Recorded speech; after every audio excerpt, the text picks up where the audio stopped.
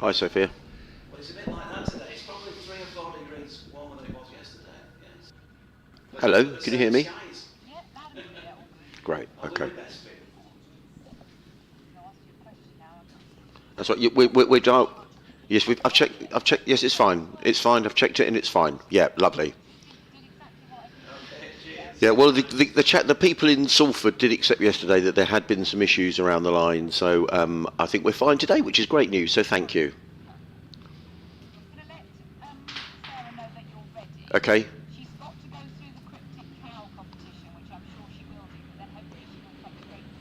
Okay. Well, I'm ready and waiting. No problem. Thank you.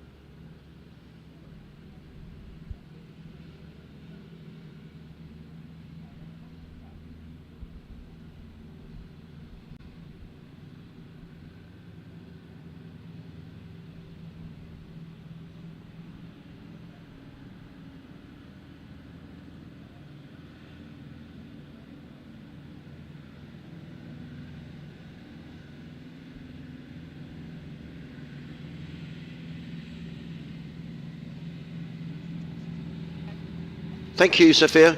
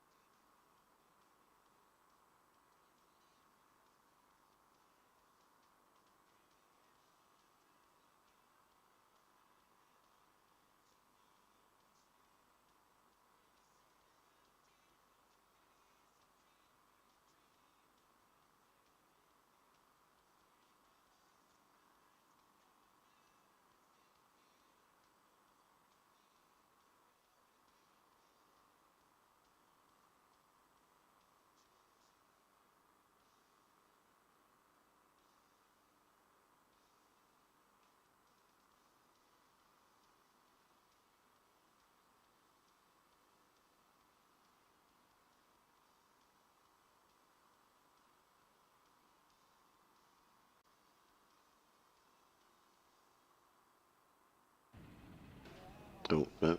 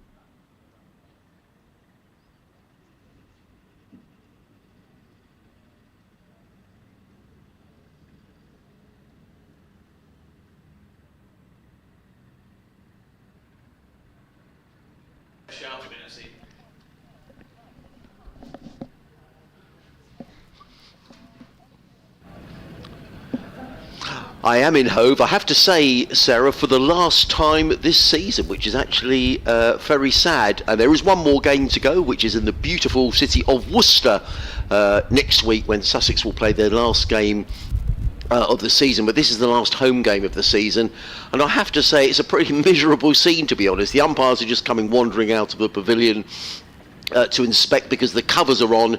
We've got drizzle, we've got low cloud. It feels very autumnal here today, but I think the forecast is a little better for a little later on, so hopefully we'll see some cricket. The good news, if you're a Sussex fan, is that Sussex are in a decent position in the match.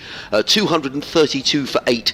They lead Yorkshire by 38 runs, and in terms of all the other games that are going on, if Sussex draw this game, I think that'll be enough to stave off any lingering doubts around relegation. However, at the other end of the table, Surrey are going for what would be a historic 4th county championship in a row. They are playing at the Oval, which is good news.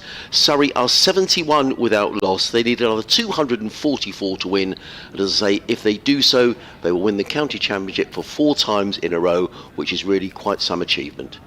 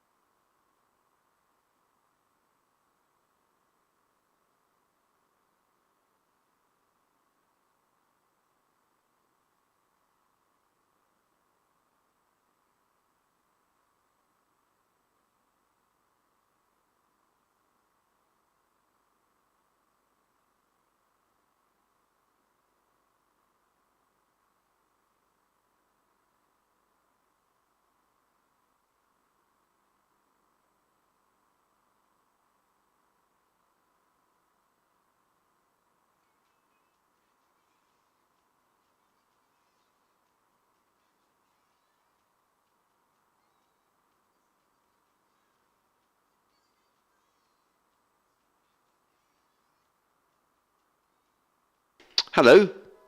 How long have we got? How long have we got? Yeah, I'm ready and wait. How long until the update? Is this the beginning of the song? Right. Okay. Graham, just give us 2 ticks. I'll call you back.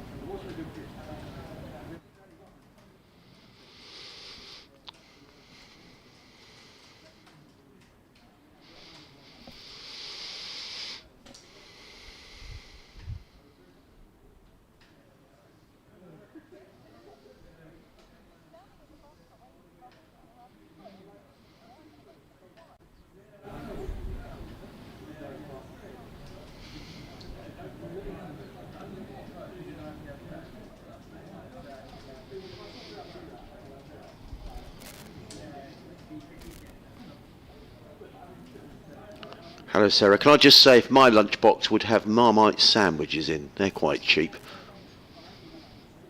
With, yeah. I would have Marmite sandwiches with watercress. I love that. Well, I'm a lover, so there we are. I love Marmite. The cricket is no cricket at the moment. There's been some rain. The covers are on, but we're having an early lunch and then an inspection. But I'm told they're expecting some cricket this afternoon, which is great news. So we are going to get some cricket at Hove here later today. Exciting stuff at the Oval though, where Surrey are 112 for 2. They need another 203 to win the game against Nottinghamshire, and with it almost certainly the county championship. But that is going to be a nerve-wracking afternoon at the Oval. Surrey 112 for 2, another 202 to win their 4th county championship in a row.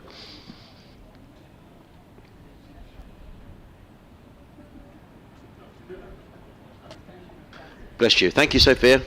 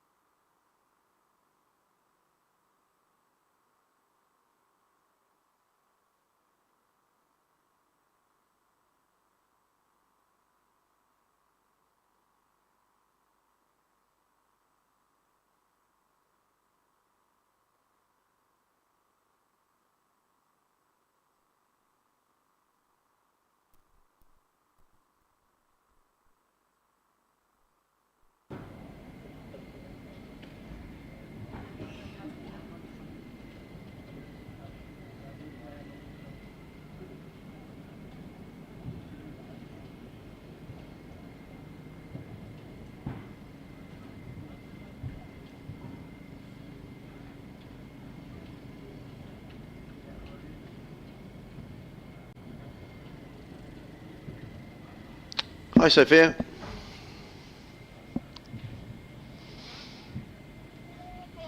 Hello. Lovely. There is play. Okay, well, I'm here anyway. Thank you for your help.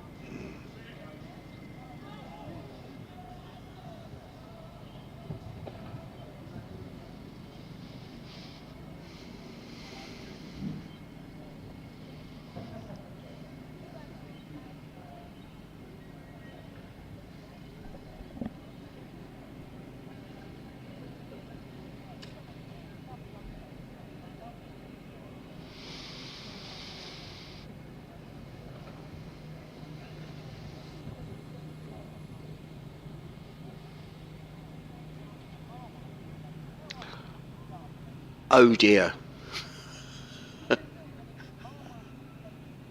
The only problem here is there is no Marmite sandwiches. I should have bought my own, really, but it'll be Marmite on the agenda tomorrow. No question about that, Sarah. Well, good news. You could probably hear in the background there's a mower which is going across the wicket, and the good news is that we are going to be starting at 1 o'clock with 67 overs to play. It's the last day's cricket here at Hove this season. Sussex with one more game to go at Worcester next week, and the game interestingly poised Sussex 232 for 8, leading Yorkshire by 38 runs, and a really good finishing prospect at the Oval. Surrey 163 for 4. They need another 152 to win, a win that would almost certainly win them the county championship. So all eyes on the Oval, and here at Hove, if you fancy coming along, there'll be cricket from 1 o'clock. I can't guarantee the Marmite sandwiches though.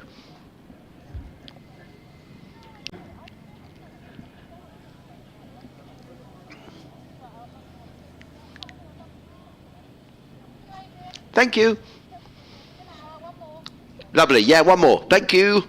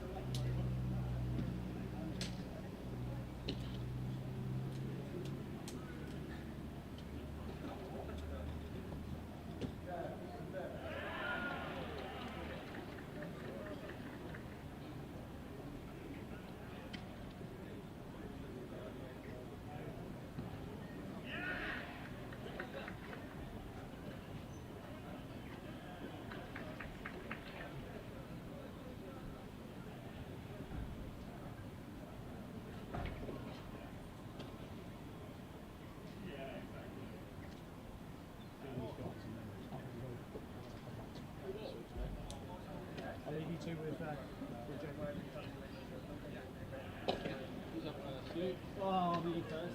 What are you going to ask me? So I'm half cocked. Is that bottle of wine for me?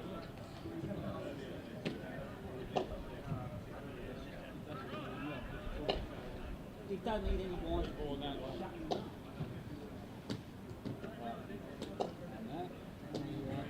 So what I'll ask you about is the D40 season as a whole, so just a general chat about D40 cricket. So I'm Super 9, just to let you know.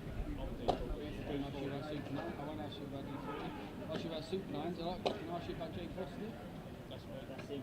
Right. The VI sparked your moment, you were there, haven't you? For final. I was here, yes. Yeah, you were there for that, so we'll ask about that. Oh, what, the last over, basically. Just about the match as a whole, really. Just the achievement of winning it. And then Phil Daniels as well, ask a bit about him. Thanks for VI too. Right, no worries. So basically, I'm just asking you about the spark to your moment, about that game. And Super 9. And Super 9. I mean, you don't have to ask that spark to your moment. I'm sure Well, Tom will do that. So it won't be specifically about Super 9, to be about, obviously you can speak about Super 9, Yeah. but disability cricket as Sussex in general and what a year it's been. So, here we are. We're rolling, right. So, Dom, just tell us a little bit about disability cricket at Sussex this year. How successful has it been? What have been some of the highlights for you? So, for me personally, I'm the coach for the Super 9s, and we had a very successful season in our first season in the Super 9s League, finished in third. Had a great all-round team effort.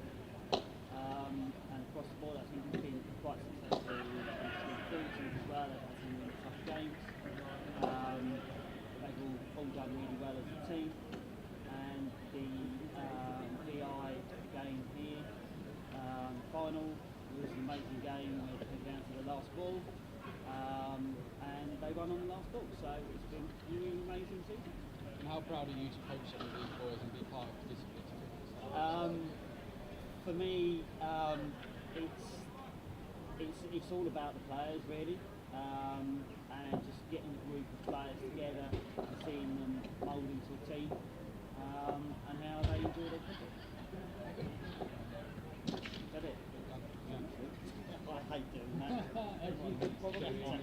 Right, now I'm going to stand behind you guys. I'll be laughing. We get a bit more out of this. Or not? One more there. You've got Well, to make stick up up at the the back, way. mate. Hey? Got to be sticking up at the back.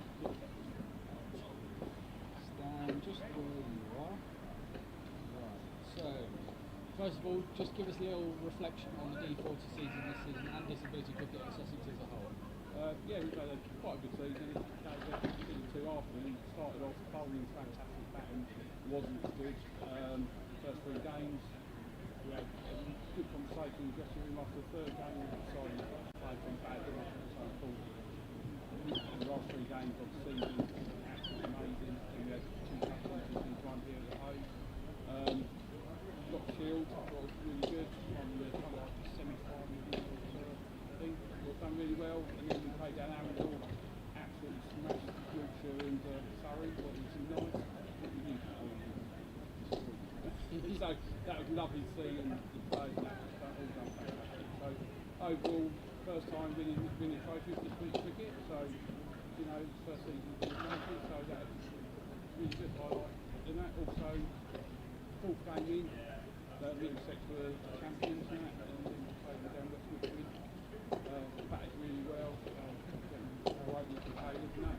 Got 100, 122 not out. Ed Smith batted really well. So the whole team done right. And then the bowling was fantastic. Karen was amazing as well.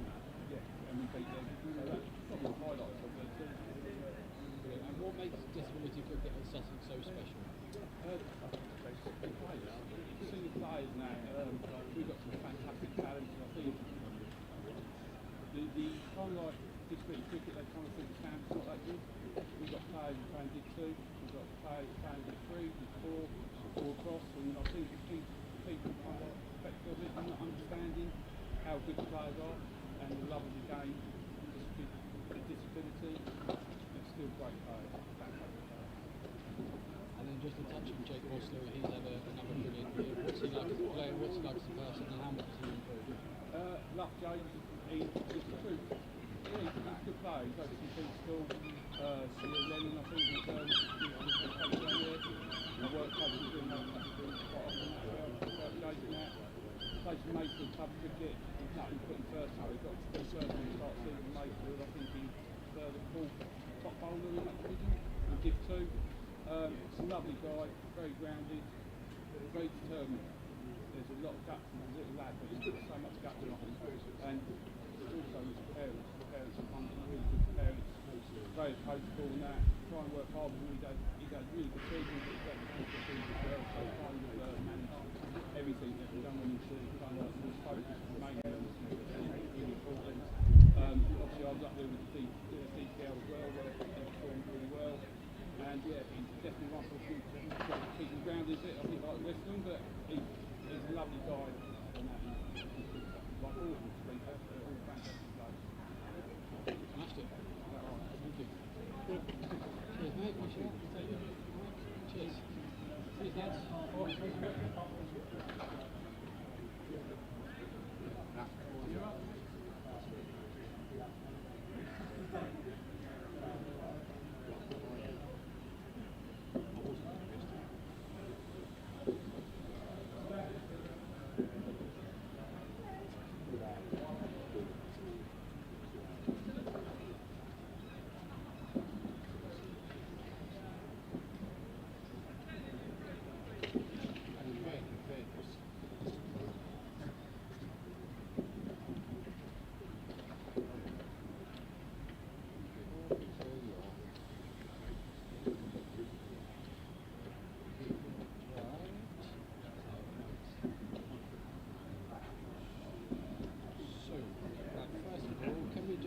Recap on the D40 season. We have a recap on disability cricket at Sussex this year.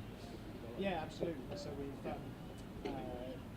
pre-season training started in January. We're kind of get-together sessions which took place in November time. We saw the new team come together, which was our Superman's regional squad in January time. So this year we saw D40 Quest Suit, Superman's regional, Superman's Festival, and then also our Sussex Sharks, which are the official event.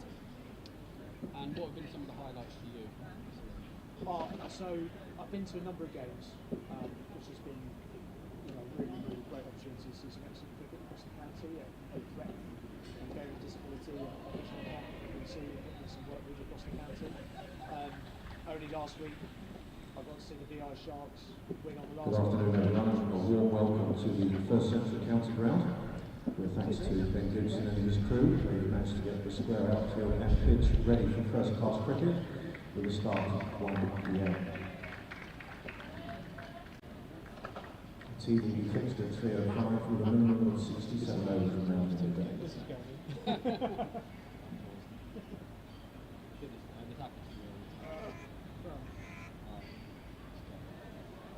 We'll take it from, so the VI Sparkling Moments. Let's talk a bit about that final.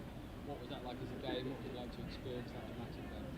Oh man, well, it was, in terms of jeopardy, excitement, the wishes and wants of players to play in highly competitive competition. But while we have a couple of moments and dates for the diary, our fireworks night is on Saturday the 1st of November. Tickets are now available to purchase at early bird discounted prices, with tickets starting at £7.50. And these are available on the website at sussexcricket.co.uk.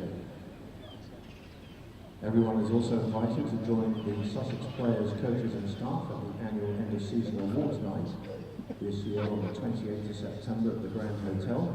Tickets include a welcome drink and two-course meal, prices starting at £65 per person for members and £75 per person for non-members. And one housekeeping item, and as a reminder in the interest and respect for all our spectators, that smoking and vaping is only allowed on the perimeter road around the ground and strictly forbidden through the viewing and seating areas of the stadium.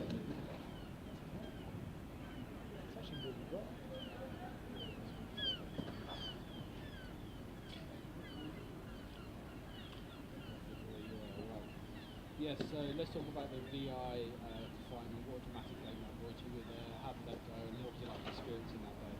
I think ultimately, from my perspective and anyone else who was there witnessing the game, what they got to see was a highly competitive, hugely exciting, all-action game.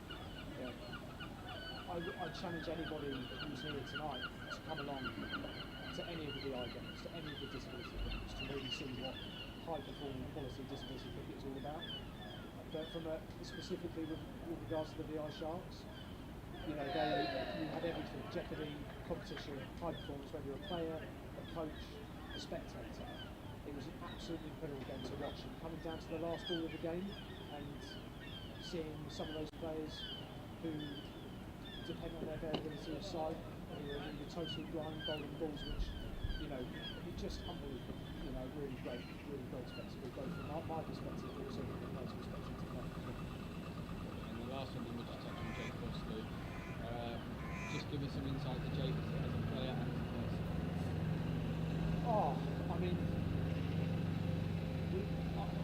When I talk about Jake, we're all incredibly proud of him and his achievements at Sussex. But I think the biggest thing for me is about his ability to stay grounded, to enjoy the moment, and to show resilience in all aspects of life. But when it comes to his ability to play at performance level cricket, he's this year and over the last few years, he kind of stepped into the D40 pathway well before I was on board, and with the support of the coaching team, Andy and the volunteers around him, who have been on that journey with him, he's now in a position where he's been drafted into the DPA, performed incredibly well, and then gone on to be selected only this week to play in the friendly fixture for the next disability series game for Yorkshire. And just, in terms of what he's been able to achieve over the last couple of years, but specifically this season, just an immense outcome, a huge achievement, and Jake, for us, we're all hugely proud of what he achieved here at Sussex.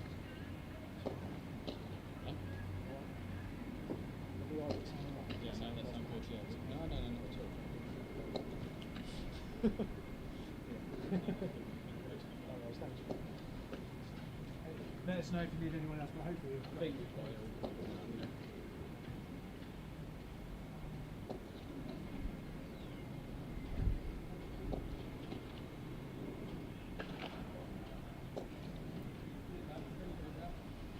Thank you for coming in.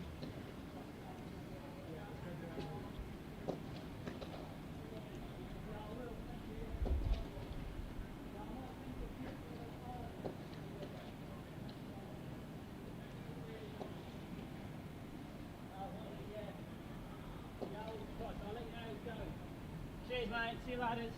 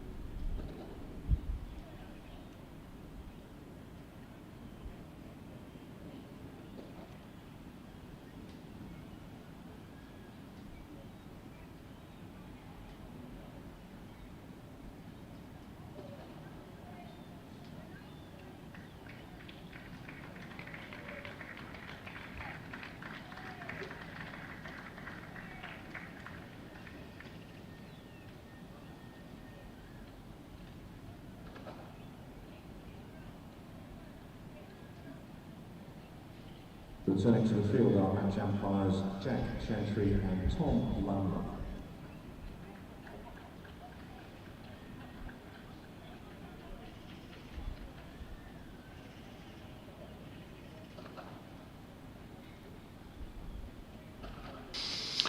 Well, a very good afternoon and welcome to Hove, where good news, we're going to get some cricket. 67 overs are scheduled to be bowled in the day. The umpires are making their way out. The reason for the delay here has been a wet outfield, which has now been cleared up. The skies are a little brighter. That's not to say it's gloomy, because it is a little gloomy, so much so that the floodlights are on. But the main thing, we are going to get some cricket. Sussex resuming on 232 for 8. That's a lead of 38. Ollie Robinson on 7. Sean Hunt is on 5. And just talking to a couple of people around the press box who are better informed than I, they seem to think this could be quite an interesting 67 overs. It's a game that you feel Sussex, almost certainly can't lose. A draw looks the most likely result. But Yorkshire still with a bit of work to do here to make sure they secure the draw, particularly in view of the fact the ball seemed to be turning quite a bit last night. Certainly Dom Bess bowled John Simpson got John Simpson with an excellent delivery. Last day of the season here, and lovely to spend it in the company of Jonathan Doige. Doige, good to see you. And as I say, I think this is not quite heading for a draw. I mean, I suspect it will be a draw, but it's not. We're not quite there yet. No, there's a little bit of work to do. Yorkshire, first of all, want to pick up a wicket and take the maximum 3 bowling bonus points for them to make it what they hope will be an 11-point match. But as you say, if they did pick up a couple of quick wickets and put themselves in, then they could also put the pressure on themselves. George Hill comes in and bowls the first ball of the day to Sean Hunt. Just to introduce myself, I'm Adrian Harms. Jonathan Doige next to me. Our third voice, who we thoroughly enjoyed having yesterday, is Bruce Talbot. Bruce back with us again today, so we'll be sharing the duties. And also thank you to Lewis Hatchett, former Sussex seamer, who came and spoke to us yesterday afternoon. For listening, Lewis, thank you for your time. It was good to see you and kept us very entertained during a very long rain break yesterday afternoon stroke evening. Hill in bowls to Hunt, who drives firmly to mid-off, fielded by Matt Milnes, and there is no run. We'll be keeping a close eye throughout the afternoon on progress in the other fixtures, notably the games with sides around the bottom of the first division of the county championship, because it could well be that if results go the way of both of Sussex and Yorkshire, just wait off for a moment, in comes Hill and bowls, and Hunt steers that into the gully, and there is no run. That we'll have a definitive idea at the end of today as to how many points they'll need in the final round of matches next week. Yorkshire at home to Durham, Sussex travelling down to New Road at Worcester. How many points they'll need to ensure first division cricket next season. Of course, blah blah blah blah, the caveat, we don't know how many teams are going down, if any are going down, but we're kind of bored with that conversation now, as Hill runs away from us in and bowls to Hunt, who clips to mid-wicket, and there is no run. Doige's just put his contact. I tried contact lenses once, Doige. I could get them in, I couldn't get them out. I've had that problem. I've had that problem where they split in your eye, and then a little piece of it's left, and it's horrendous. Well, I'm pretty cat-handed. I'm hopeless with anything practical. Hill in and bowls, Hunt forward, solidly forward, plays to mid-off, no run. And I went to the opticians, and he said, "Why don't you try some contact lenses? This isn't a joke, this is a true story." So he put them in, and I walked out of the opticians, and I thought my world had changed. I did the same when I first Honestly, put mine in, I walked out, and I thought, this is like a new world. I haven't got to wear glasses. Isn't this wonderful? Got home, I was so pleased. But of course, the thing was, I had to get the damn things out. And could I get them out?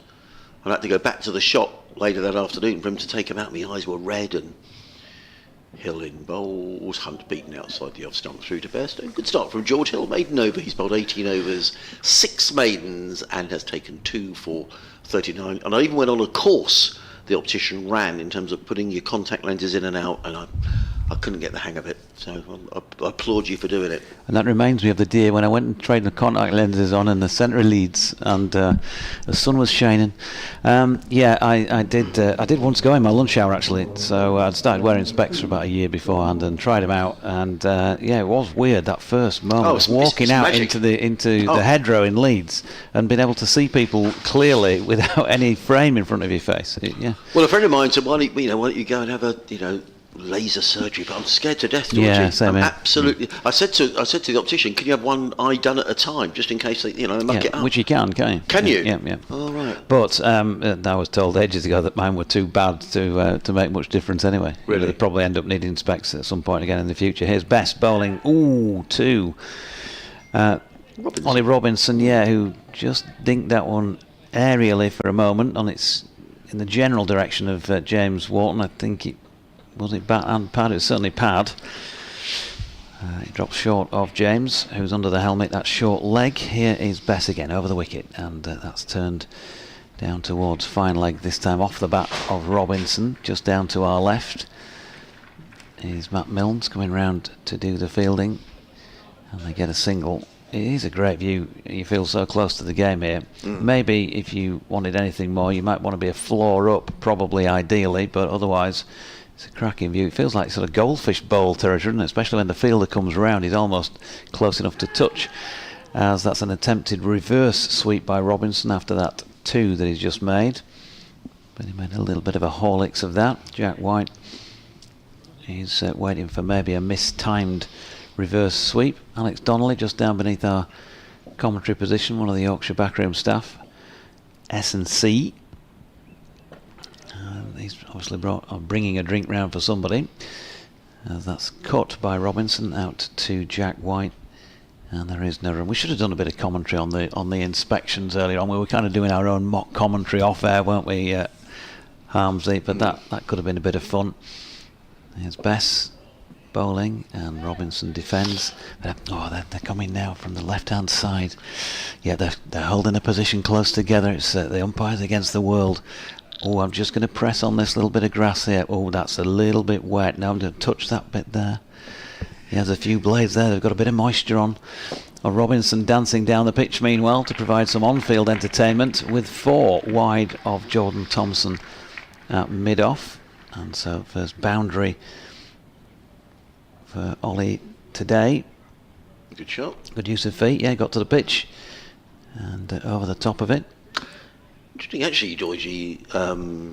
Spoke to John Simpson last night, and John Simpson was saying, both Sean Hunt and Ollie Robinson have made first-class 50s, and I think he was sort of trying to make the point, they're both capable of batting, and if we could get a lead of 60 or 70, maybe pick up a batting bonus point along the way, that's the objective. So I was a little surprised there to see Ollie play the reverse sweep, because I thought that was sort of a little thing from the skipper.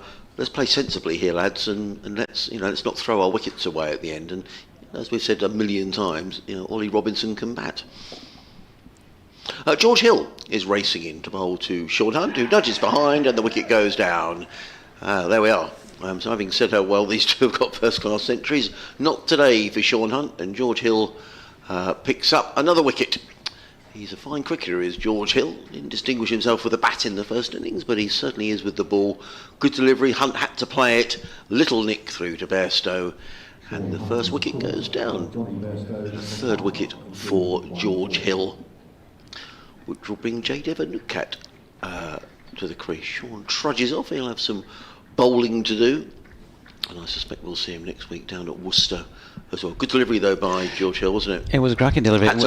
Would have hit the stumps. It was nipping in towards him, and he's got the outside edge. He just got inside the line of the ball. So very good delivery and a very comfortable catch. Johnny Bairstow would fancy those every time the batters get a nick, because it was straight through and into his gloves with barely the movement of a muscle. Sean Hunt 5 off 33, including 1 4. Obviously, we don't see very much of George Hill, but in the times I've watched him play at Scarborough the last 2 seasons, I have to say I've been very impressed. Georgie, he nips the ball around. He's a good bat. He just looks to me to be a very good cricketer. I don't. Not going to argue. I mean, I think we'd all like to see, including George, put some more runs on the board again these days. He started off so well in that respect, and still scratch your head as to what that sort of dip in form has been. But he'll still show now and again as well those capabilities. So you'd love to see that come back. But his bowling has been brilliant this year. He's got a chance to take a fourth wicket as he comes to bowl to J. Devon. Nugget is in a mould, and Nugget is very confidently forward, plays to mid wicket. Then there is no run. I haven't got my Playfair annual with me. With all that, how old is Georgie? Oh, thank you, Bruce. That's very kind. Was that my one? Was that yours, Bruce? January 2001, I think I'm right in saying. So 24. Yes. Hill in again, bowls, and 4 runs to a Nugget, an outside edge that goes between keeper and slip. It was along the ground. So J. Devon Nugget picks up a boundary, and Sussex within 8 of a batting bonus point. And at this stage of the season, all points gratefully received. The other good thing from a Sussex point of view is that if we are going to get some play here and the lights are on, it is still pretty gloomy, is that they'll get a chance to clear these -2 over rate as well, which they'll be very pleased about. Is he sort of Lions radar, George Hill? Or? Yeah. Well, he went off and did had a Lions game, didn't he, back in May time? Runs away from us in a mould and more. I thought a good bit of fielding in the gully. Was a good bit of fielding, yeah. So is that Bess in there? No, Finley Bean. Very good. Dive into his right. Very good indeed. George, 24th of January 2001. I'm not going quite as mad as I thought just yet. So I wonder whether, because I saw last night Tom Haynes wandering off with one of the Yorkshire lads, I wonder if they'd have known each other from the Lions game at Canterbury, perhaps. Maybe, yeah. Finn was in the establishment behind us, having a chat with one of the Sussex boys last night, I noticed. Hill in bowls, forward comes a Nugget with a very solid and technically correct forward defensive shot that he plays out into the offside, and there is no run. The field is going back to allow J. Devon Nugget the strike. Yeah, George played against India A and took 5 wickets for 120. At Canterbury? 3 for 64. Or was that the game at Northampton? Northampton, yeah. It was Northampton. I think Tom made a half century in that. Hill in bowls and Nugget steers that into the offside. Ollie Robinson says no. I'm not going to allow you to take a single. End of the over. Sorry, Georgie. 242 for 9. Robinson 13 and Nugget on 4. I'm never sure with the Cricket Archive as to whether they update after or during a match. 42 wickets for George. Is that now 44? He's picked up 2 in this innings. He was averaging 17.78 before the match began for the season. Wow. He's had a really good season. Very good. 3 5-wicket hauls. Best of 6 for 51. Yes, I think that game at Northampton, I think Tom Haynes made a half century. He made a century at Canterbury, certainly, in the first match. Crumbs, was that way back in May? Wow. Time flies, doesn't it? Don't. Jimmy Greaves. Jumpers for goalposts as Bess is in, and that's dropped into the leg side by Ollie Robinson and fielded by James Wharton. No run. Well, he actually played. He's down as having played at both Canterbury and at Northampton. Can't remember 2 games, but there you go. They played 30th of May at Canterbury and 6th of June at Northampton. Right. England Lions against India A. That was another dot ball. Meanwhile, and Bess back with ball in hand comes in and bowls that full length to Robinson. There is no run. Just give a shout out for our email address one more time this season from Hove, sussexsport@bbc.co.uk. Bruce has got a great question that he's going to talk to us about. Well, a question hanging over from yesterday, actually. Okay, 2 for 9 as Bess induces another attempt at a reverse sweep by Robinson to a ball that he really should have just dinked round the corner off his legs, trying to fetch it from outside leg stump, and missed it. 2 to come. Batting again. Robinson edges this one wide, well wide of Adam Lyth at slip. It's probably going to race away for 4 because Jack White, who maybe wouldn't be in line for a call up to the World Athletics Championship squad for Great Britain, was doing the chasing. What are you laughing at? Well, just look at Jack in action there. Yes. He certainly didn't look as if he'd be threatening the medal places. No, if we went back to the days of superstars where they used to do the steeplechase, it was more kind of Joe Bugner than Malcolm MacDonald, I think, running after that ball. Let's put it that way. Malcolm MacDonald, wow. He was quick, wasn't he? Yeah, he was. Sadly died recently, didn't he? Big Joe Bugner. A couple of weeks ago. I've really enjoyed working for boxing. You remember when he said that after he fought Frank Bruno or somebody? Working for boxing. Here's Bess. And Robinson this time does choose the correct shot to a ball that was too straight from Bess, and with the turn he's nudged it round the corner, and the applause will tell you that Sussex have made it to a batting bonus point, the lesser spotted batting bonus point as it is in this particular match. And I think the big applause from those members over in with the way other games are going, and Sussex will have to go some to lose this game now. With the points that they picked up, that's 4, 8 for a draw, that'll be 12. That could be the point that maybe ensures First Division cricket next season. A lot depends on how results go elsewhere, but that could be a crucial point. Bruce is running naked round the back of the com box now. Yeah, don't look, Georgie. It's not a pretty sight. But it's certainly got some raucous applause. What a physique. Yeah. George Hill, running away from the pile of sawdust. Haven't seen too much sawdust this summer. We've got some here today, though. Runs in and bowls to a good cat who drives very confidently to mid-off. And there is no run. He's just preparing his latest piece now at the back. Geoffrey Boycott, Graham Stevenson, Brian Close, Lord Hawke. Your guys took one. Let me just have a look at this. Yep, all those great names. 2 slips and a gully. Point, cover, mid-off, mid-on, mid-wicket. And a fine leg as Hill races in, bowls. And look, it's caught. Oh, that's a good catch. Very good catch by Adam Lyth at first slip. Was that Lyth? No, it was Don Bess, actually. Don Bess, yeah. The second slip. Get it right. Don Bess, first slip. It was hit hard by Nukat, and Bess, high to his right-hand side, over his right shoulder, took the catch. So J. Devon Nukat is out for 4. Sussex, as far as they're concerned, is job done. They've picked up a batting bonus point, 250 all out. Robinson finishing unbeaten on 21. So the players will leave the field. The arrears are 56. And Sussex with absolutely nothing to lose here now, in terms of thinking, well, they to put the Yorkshire under pressure. There's a bit of work for Yorkshire to do here. Yeah, you wouldn't want to end up here 40 for 4, would you? No.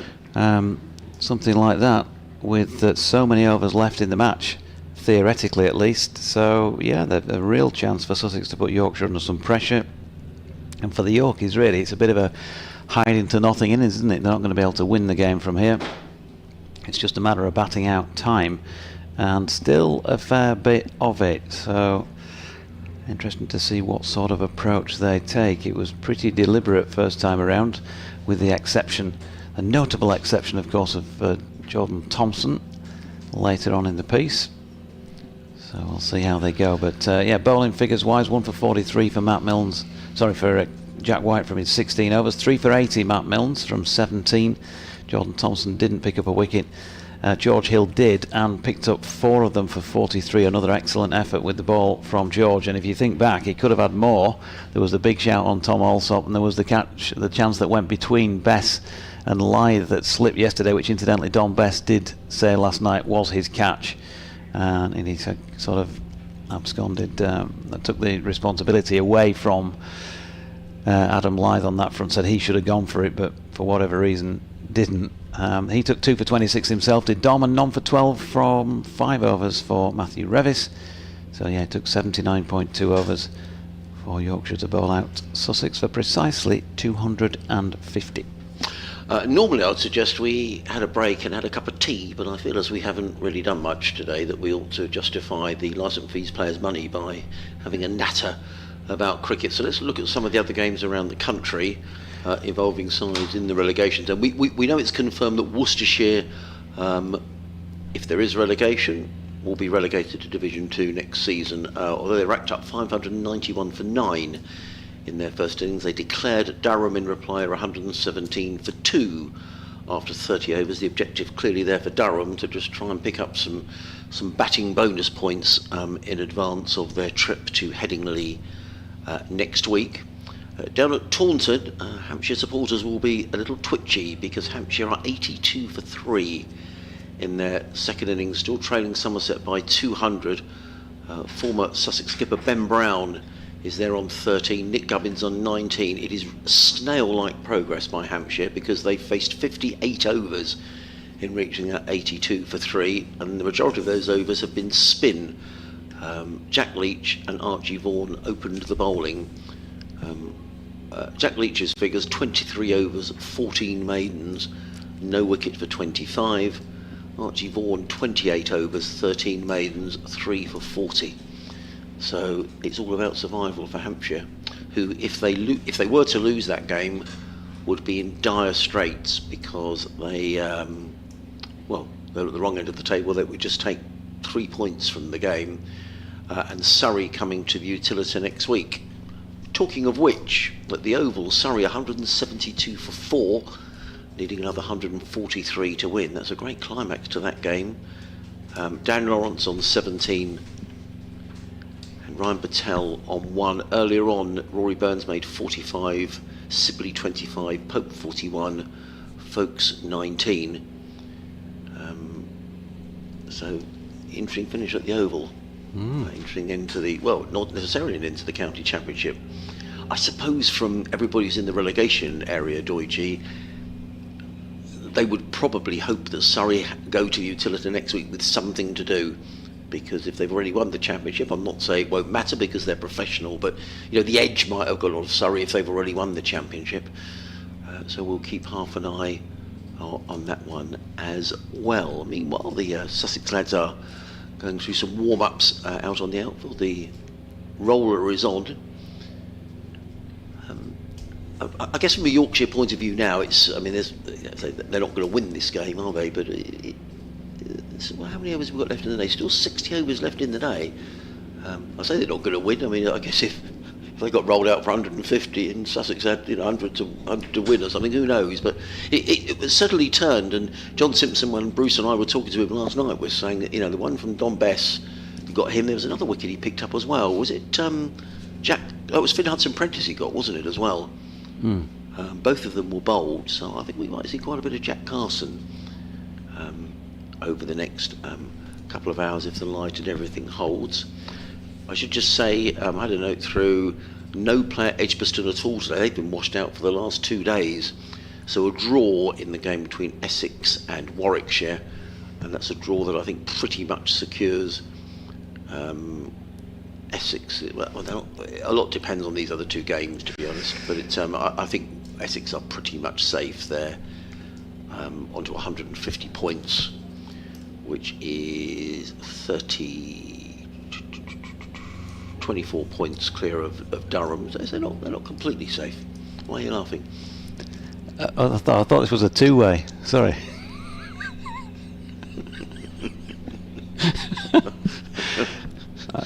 I could have done a lap of the pitch there. I'll just go back a little bit. So Essex on 150. What do you think, Doige?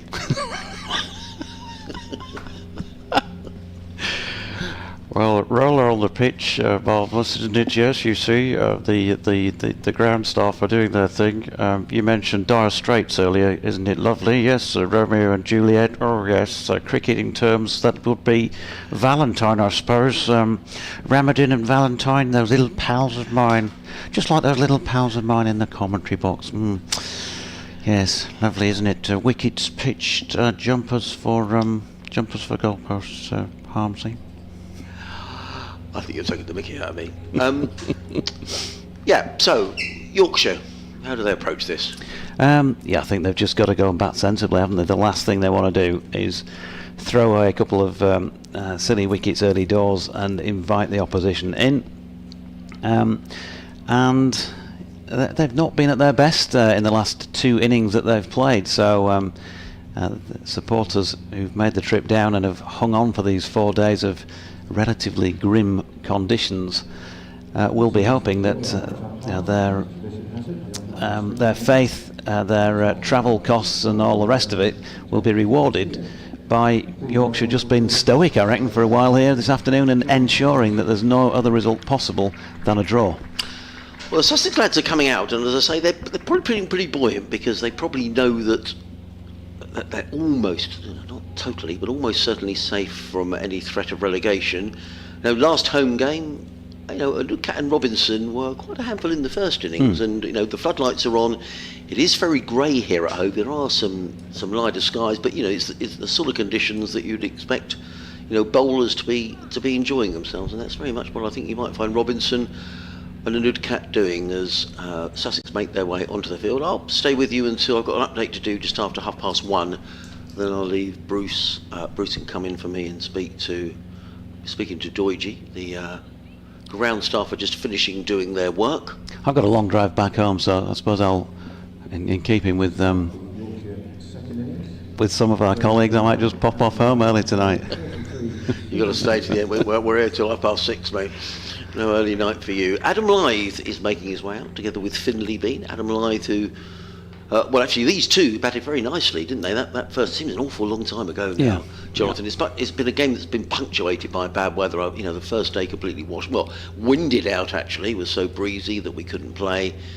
The 4 days play on, almost a 4 days play on whatever day it was, Tuesday, where Bean and Lyth looked largely untroubled, really. I mean, 69 without loss, and it looked like Yorkshire were sort of batting towards, a good haul of bonus points. Yeah, I think the breaks don't help any of us. Do they? We get bored. We have to start doing jumpers for goalposts and city impersonations. Listening to your musings of all things Chelsea. But they don't help anybody. I know. Look, these guys are professionals, so we expect them to be better than we club cricketers who might be excused for sitting in the changing rooms for an hour and a half on a Saturday afternoon when it's raining and then not being totally switched on when we go back out there. They're paid to do this, so they should be switched on. Let's find out. Ollie Robinson down the hill to bowl to Adam Lyth. He's in and bowls down the leg side. A loosener from Robinson taken by Simpson. And there is no run. And actually, in all seriousness, this is an important couple of hours here for Yorkshire because, as you rightly say, they won't want to get rolled over here in sort of 40 overs for 130, 140 and lose this game, because that would make the game against Durham next week a very tight and tense affair. So it is important from a Yorkshire point of view that they see this off safely. Robinson in, bowls to Lyth, who lets that go outside of the off stump taken by Simpson. There is no run, and John Simpson's got on the attack, and why wouldn't you? He's got 4 slips in place, a point, mid-off, mid-on, a short leg and a fine leg. And if there's one thing you have been able to set your clock by in the last 3 seasons or so, it's been this opening partnership in producing good starts, 50 plus sort of starts, not getting you in trouble early doors. Yeah, of course they have those days now and again, but they've been consistent. So again, Yorkshire supporters will be hoping they can see the same again. Robinson in bowls to Lyth outside the off stump. Robinson's annoyed with himself. Let go by Lyth, didn't need to play. Numerically, it's the best opening partnership the club's had since probably Adam Lyth was opening with Alex Lees. So you've got to wind the clock back quite a few years for that now, because Alex hasn't been around in the 7 seasons that I've been doing the job. He just left.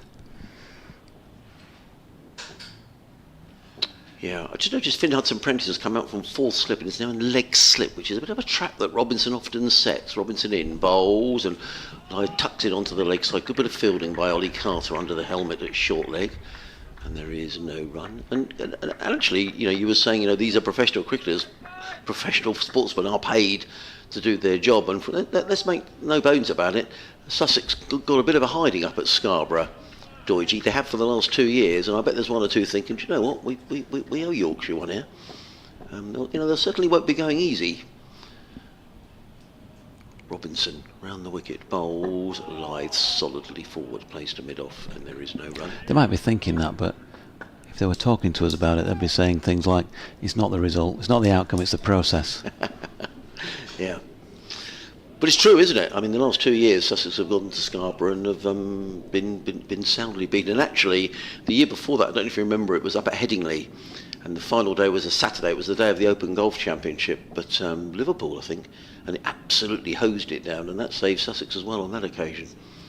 Robinson in, bowls, Lythe tucks this one away, and that's a boundary. First boundary of the innings, and nicely played by Adam Lythe. A nice controlled leg glance through backward square leg, and he is on his way with 4. Adam Lythe and Yorkshire are 4 without loss. The deficit to 52.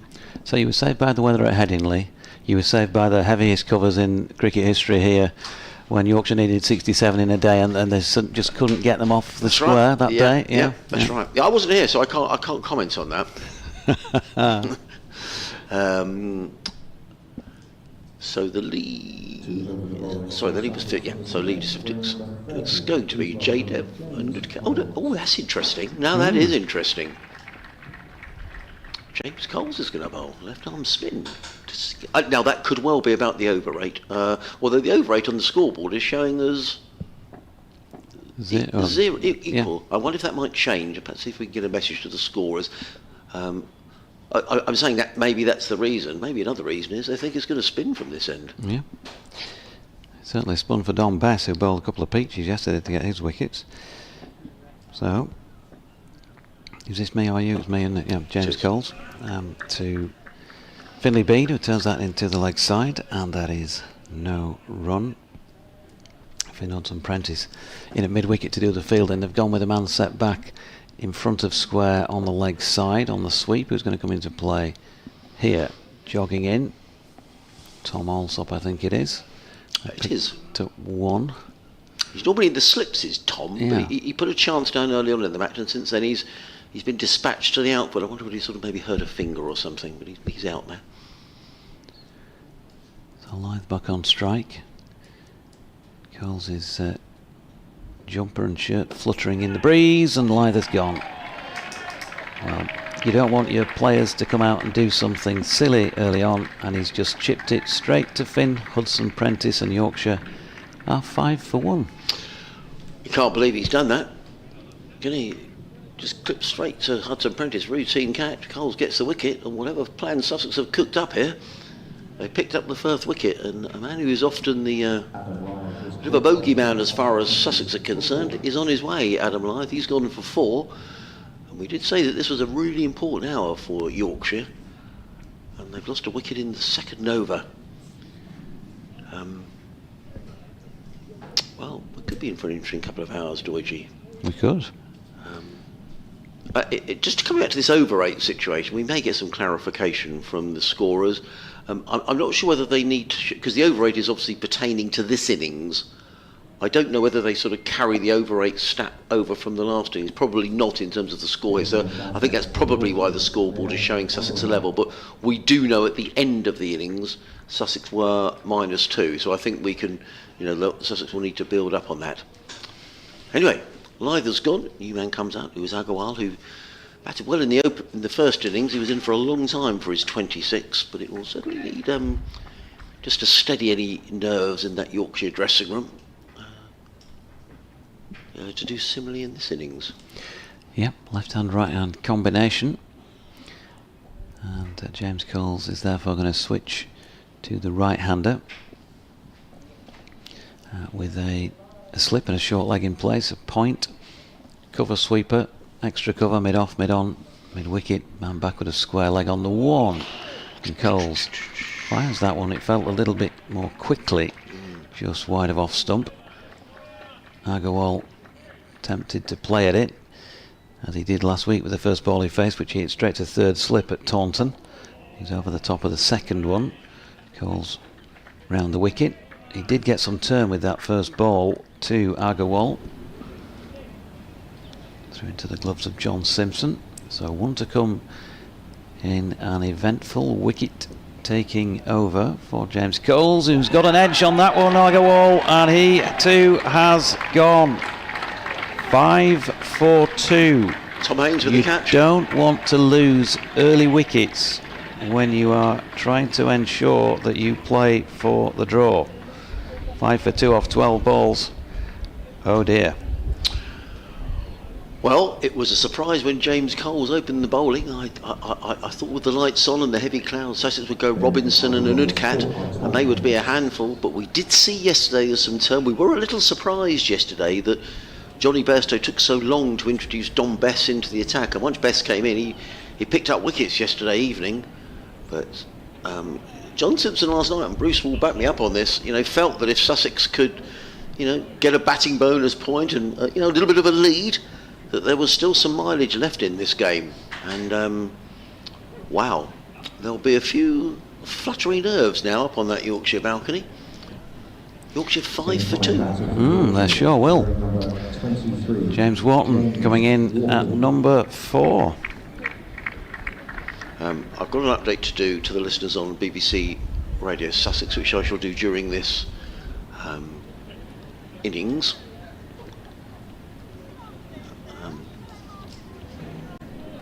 So, there may not be many people in the ground, but they could be in for an interesting couple of hours. Ollie Robinson is going to come around the wicket to the left-handed Finley Bean. So 2 experienced campaigners back in the hutch. Lyth and Agarwal.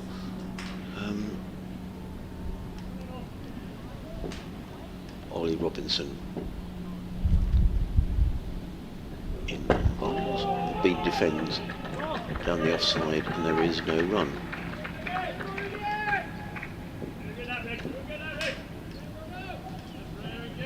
Still got the leg slip in place, so 3 slips, cover.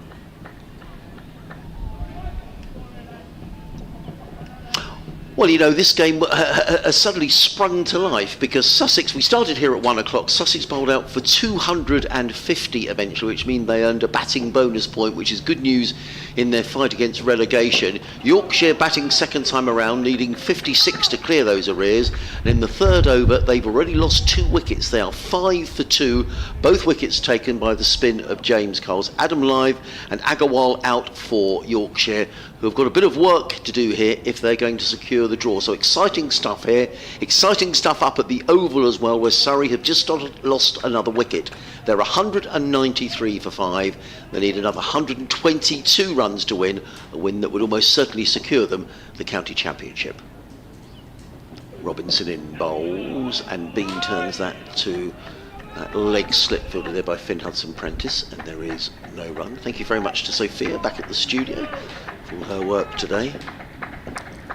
You notice that Hudson-Prentice has gone in there off Ollie Robinson, bowling at Finley Bean, similar to last year, where those 2 chances went down. Yes. And then Ollie removed the man.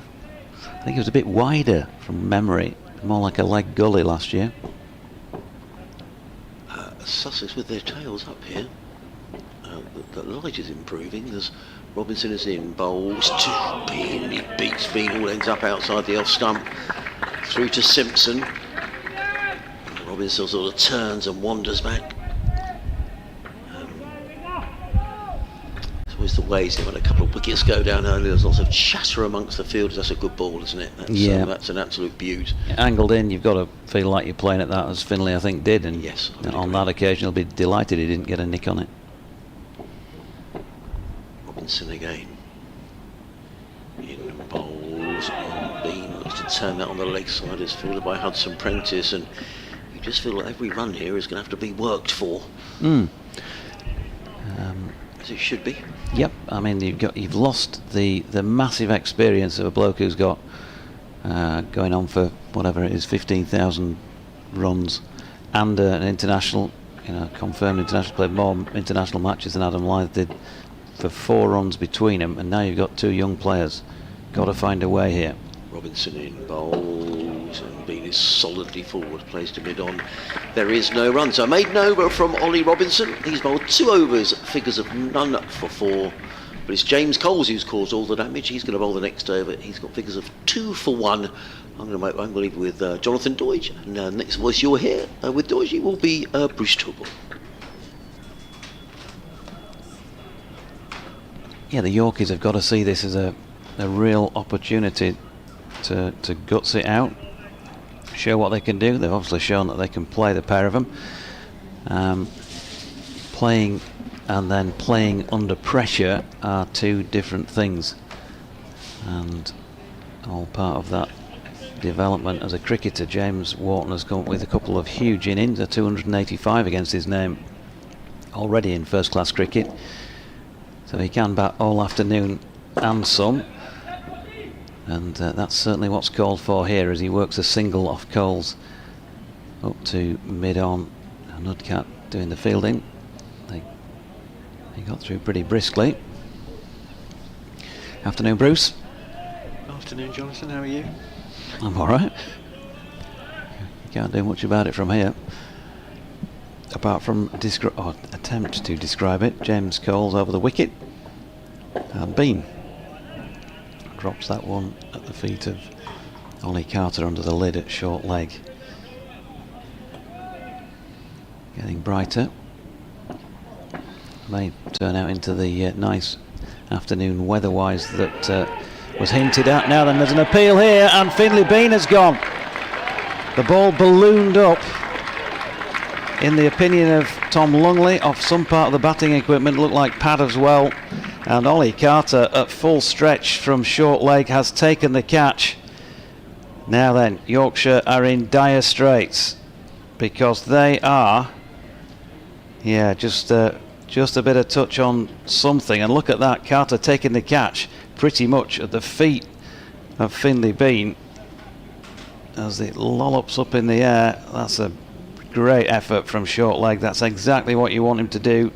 Sharp reflexes, be ready for the moment and get the hands underneath it.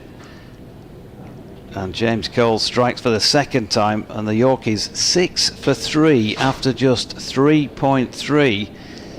They may need to win against Durham next week at Headingley. Coles 3 for 2 off 9 balls. That's a great effort actually by Ollie Carter, because the reaction time, and he's not the tallest, but he's made 2 or 3 paces and then the full length dive. Hard to tell what it hits, isn't it? It doesn't look like it's bat face. It might have been possibly off the glove, the yeah, handle, it the looks top part of the bat. Maybe. It certainly looks like it's thigh pad as well, doesn't it? To take the pace off it and give it that loopy effect. Bean stood for a few seconds, but I don't think he was any sort of descent. It was just surprise, I guess. That, be interesting to see what his take on that is.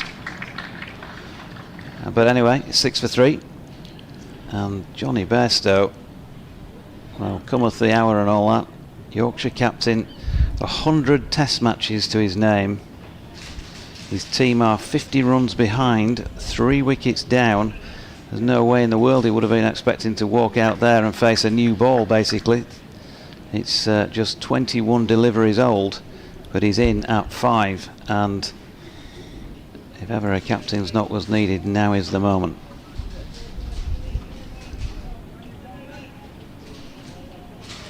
So, well, it's the sort of game that we're not accustomed to seeing Johnny play too often. Who knows, he might play as we know he can play. Exactly, he might be aggressive and try and hit Coles out of the attack. That could well happen. Let's have a look. He's gone round the wicket to Johnny, right-handed of course, and runs that one out square on the offside first up, and there is no run. Hugely experienced Johnny Bairstow. He'll have been in far worse positions than this before in his career. You would expect he'll know what to do in this situation. Coles is in. Bairstow works it to leg. He's keen to get a first run on the board, but Nudcat is preventing that, coming in from mid-on. 2 right-handers now for Yorkshire. Coles just sends Nudcat out deep, just to look the other side of my monitor. That's 3/4 of the way, isn't he? Sort of deep mid-on.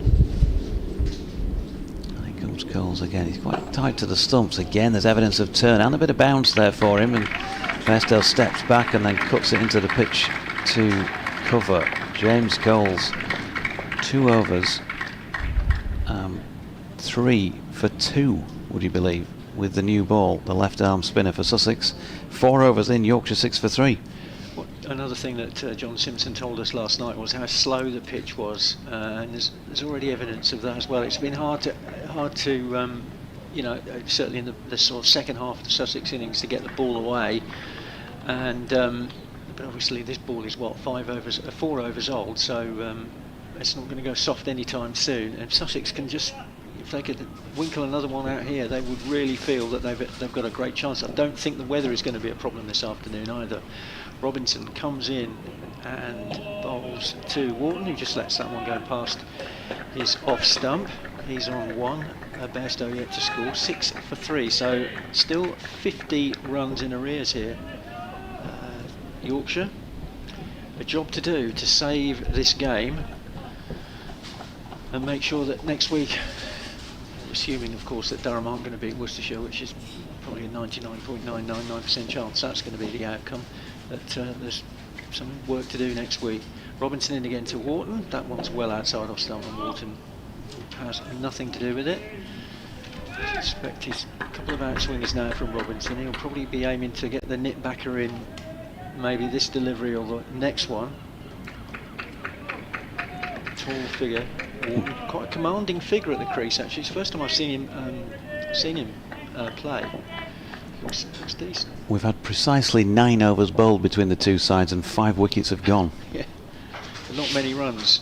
Robinson in again, and that one is the nip backer, but that's aiming down the leg side. In fact, it's going to go, I think, for 4 leg byes. Yeah, it's off the pad and races down the hill. Here at Hove, outfield is still very quick.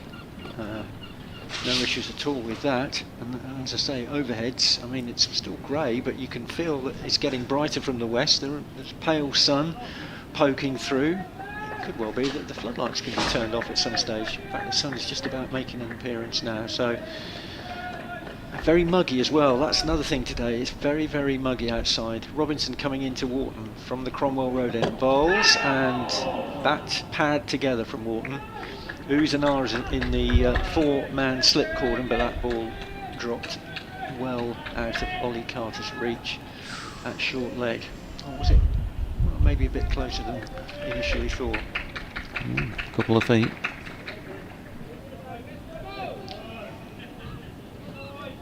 Probably a couple of pitch lengths to the side of Wharton.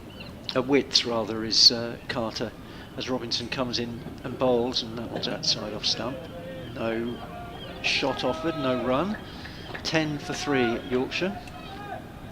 The first sort of psychological hurdle, I guess, is to get in the lead. You know, get to 50 for 3 maybe, and then you can start reassessing.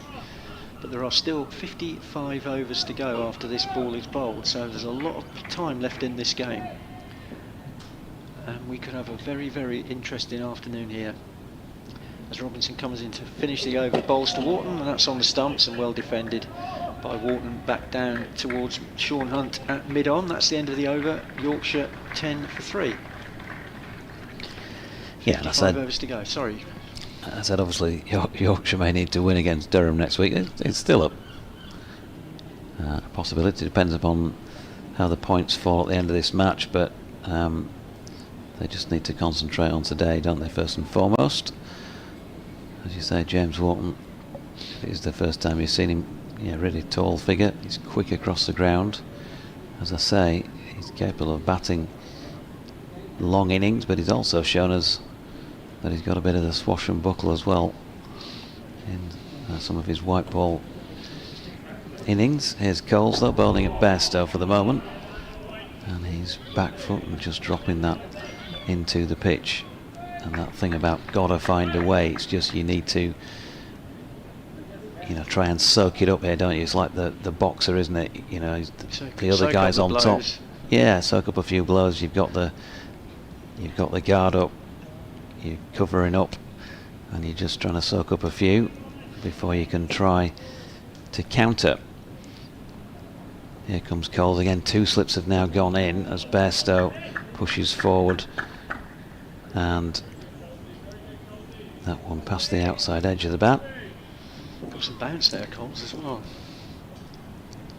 Yeah, one or two have kicked to some extent. That's also carrying nicely enough through to John Simpson's gloves. It was wide of off stump, and Bairstow read that one correctly and decided it was a bit of orthodox left arm spin and it would leave him.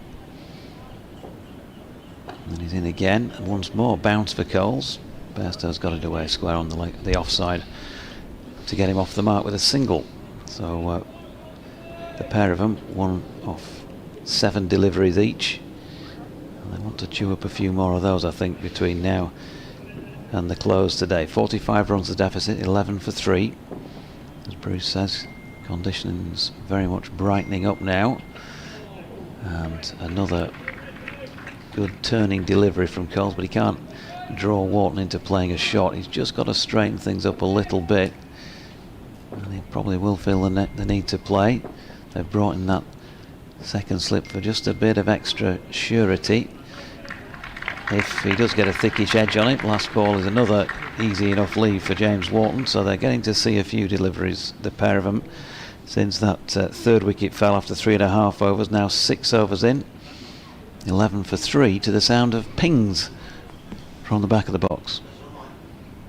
Oh, Bruce's. Might be mine, sorry. Very popular, Bruce. Ollie Robinson's spell is over. 3 overs, 2 means 0 for 4. Jaydev Unadkat is going to come on, the left armour at the Cromwell Road end.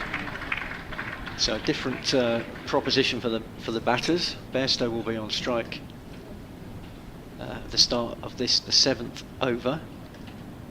So that's good tactics, I think. Just keep the batsman guessing. Different angle, obviously, and a highly skilled bowler, Jaydev Unadkat. Yeah, you sure that Ollie? Do you think he hit a rhythm there in that first little spell? It's hard to tell after 3 overs. I thought he bowled okay. Maybe not quite as certainly not as threatening as James Coles, but yeah, maybe he's maybe they're just having a look, see if Unadkat can make some inroads. He's in to bowl to Bairstow, and that is a good ball. That is a great start. It's actually a no ball. Wouldn't have counted, but he drew Bairstow forward, and not far away from finding the outside edge. In fact, that's gone inside. It's gone inside the bat between bat and pad. Oh no, it's not. It's gone past the outside. Yeah. That's a great ball. That first up, that's a terrific ball. It's a shame he overstepped, because found the edge. That would have been a very straightforward catch for John Simpson. So Unadkat will try again from the Cromwell Road end into bowl, and this time Bairstow plays that quite comfortably down to fine leg, where Sean Hunt does the fielding. They'll take a single, so Wharton in strike. 14 for 3 Yorkshire. 3 wickets have gone all to the left arm spin of James Coles, and we've got a game in our hands, I think. 3 slips, short leg, a man on the drive on the offside as Unadkat comes in past umpire Longley and bowls. That one's left safely by Wharton. You know the characters well. You know, who's decided that James Coles gets the new ball? Is it James Coles who's thrusting himself in there saying, give it to me, I reckon I can get some turn? Is it a masterstroke from Paul Farbrace, from John Simpson? My suspicion it would be a sort of Farbrace stroke Simpson decision. Yep. The interesting thing is it didn't go to Jack Carson, because he obviously took a couple of wickets in the first innings. Unadkat in again to Wharton. That one left by Wharton. Good leave in the end, but not far away from the off stump. Yeah, I'd imagine it's a conference between the coach and the captain about that. But it's worked. It's certainly paid has. off. But I wouldn't be surprised if maybe had one more over of James Coles, and we might see Sean Hunt, the other left armour, coming at the C end. But here's Unadkat bowling to Wharton, and that bounces. Wharton is inside the line though, safely through to John Simpson. Got some bounce there, some carry. New ball is doing the trick for Sussex at the moment. It feels like it. Well, it is. The sun is out, but there is from where we're sitting, it's got grey cloud all the way around, but it's a bit higher than it was yesterday. Certainly not sitting on the top of the ground like it was for most of Wednesday. Unadkat in again to bowl, and that one's well outside off stump, and Wharton watches it go past, then wanders over towards Ollie Carter at short leg. One ball of this, the 7th over to be bowled, and the camera is now panning out towards the east actually of the ground, and it is much brighter, lighter cloud. So yeah, probably the best, certainly the best conditions since the second day. Finn Hudson Prentice comes into the gully now to reinforce that cordon as Unad Cat bowls, and again outside off stump, again left by Wharton. End of the over, Yorkshire 14 for 3, trailing Sussex by 42. Yeah, the wind nothing like as strong as it has been for the last couple of days. The flags are getting tossed around a little bit over near the main scoreboard, but not to any great extent, as they have been pretty much horizontal. Yeah, so different conditions again. It's like 4 seasons in one match somehow. The Yorkshire flag is not actually flying, is no, it, John? What's happened there? Someone's either taken it down and packed it away, or well, presumably it's not been stolen. But yeah, it was flying yesterday, but today not. No, not even at half mast, which it might have been at 14 for 3 or 6 for 3 at one stage. So Johnny Bairstow is readying himself, and James Coles is going to continue. All 3 wickets have fallen to the left arm spin of him so far, and that first delivery just dropped into the leg side. Ollie Carter, who's taken a good catch already to dismiss Finlay Bean, was the man who picked it up and lobbed it back to the bowler. There's a fielding change now. 3 different players are on the move. One of them, Daniel Hughes, has come from the leg side into the covers. They've now put a leg slip in place as well as 2 slips, and square low, the man who was on 45 backward of square has gone squarer and deeper as a result. Let's see what effect that brings then. Coles bowls and back foot, and Bairstow has cracked that one away through extra cover. Nicely played. There's a chase on for Tom Alsop round the boundary edge, and they're back for a comfortable 2. 16 for 3. Bairstow on to 4. Pressure just being cranked up on the White Rose at the moment. The hosts on top. Coles bowls and Bairstow defends.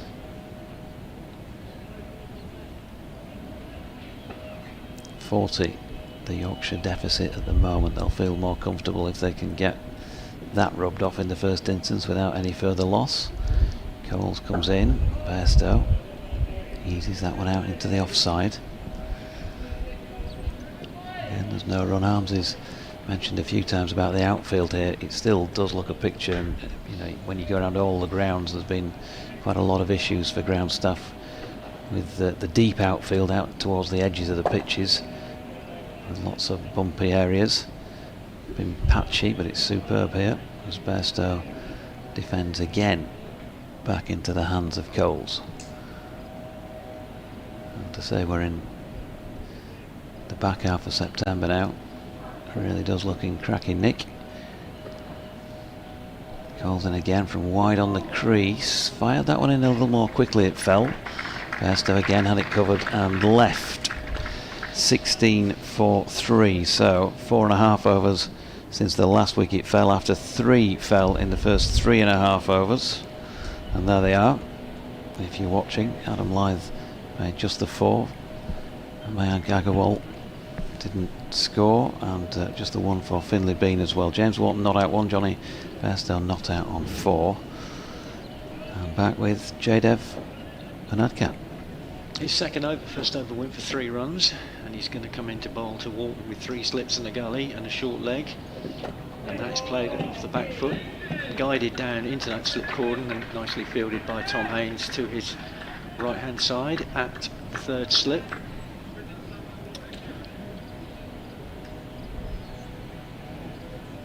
.16 for 3, 6 extras in that total, top score at the moment. 51 overs remaining after this. Unad Cat gathers himself at the top of his run, comes in past umpire Langley, bowls, and that's well defended. Solidly forward Wharton, no run. Took about the outfield as well, Jonathan, here at Hove. The wickets this season in the Championship maze have been really good, actually. We've had one game where, I think it was the Warwickshire game at the height of summer, where it was quite flat and a lot of runs scored, not many wickets taken. But generally we've had good cricket wickets. There's been something, not massively high scores, something in it for the bowlers all the time. Really, really good Championship wickets. Unucat in again to Wharton, and again Wharton is playing that one straight back down, and it's fielded in his follow through by the bowler. But just solid. All they can do at the moment is just these two is to bat time, stay there. No thought of anything daft. Just get yourself used to the conditions, the speed of the quite slow pitch, the bowling, and just stay there. Get yourself a nice red inker. Exactly, yeah. Walk off with 70, 80 not out. Thanks very much. Off to the last round of matches next week. In again to Wharton, and Wharton lets that one go outside off stump.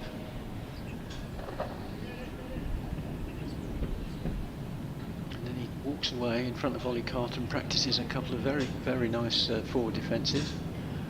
Ollie Carter looks fairly nonplussed by all that, standing there.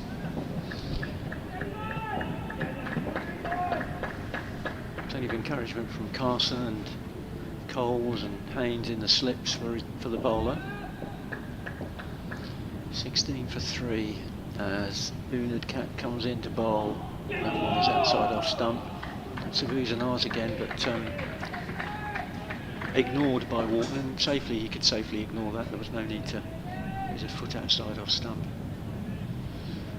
Not a big crowd in today, has to be said, but it is the final day of cricket here at Hove this season, so there'll always be people who want to mark that occasion, and they've been rewarded for their patience this morning. We didn't start till 1 o'clock, I'm afraid, because of overnight rain and drizzle, but they've seen plenty of action. We've seen 5 wickets in under an hour. Sussex innings ending 250, and now Yorkshire in reply 16 for 3 as Unucat finishes that his second over, and Wharton defends solidly again, and wide of the crease Unucat there, but bat and pad, and safely drops into the offside. End of the over, 16 for 3. Yeah, James Wharton averaging 39.52 in his first class career so far. That's 51 innings, and not so far off 2,000 runs.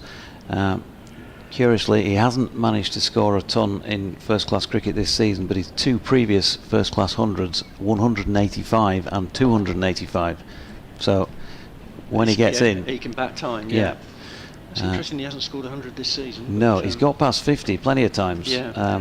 In fact, he's got past 50 on 7 occasions this season, but hasn't converted any of them into a ton. He did get 100 in the One Day Cup as well as 3 50s. But he's at the non-striking end as Coles continues and bowls to Bairstow with the 4 Sussex fielders around the bat, just to add a bit of pressure, psychological upload. Highest score of 85 for James this year, averaging 33, so below his career average in 2025. But he's played well. I think he's just, he's frustrated himself. I think that he's not managed to tick off the 3 figures in a Champo knock. Bairstow plays one into the offside, no run. Of course, Div 1 this year. Yeah, better bowlers.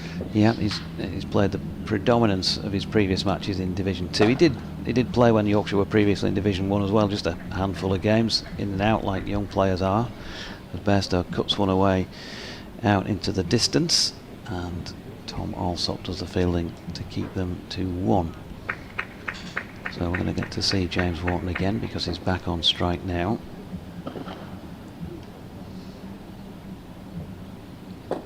Turns that one into the leg side, and we'll pick up a single.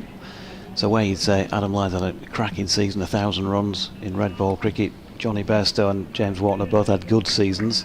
Neither of them managed a first class century yet, but they've passed 50, as I say, several times.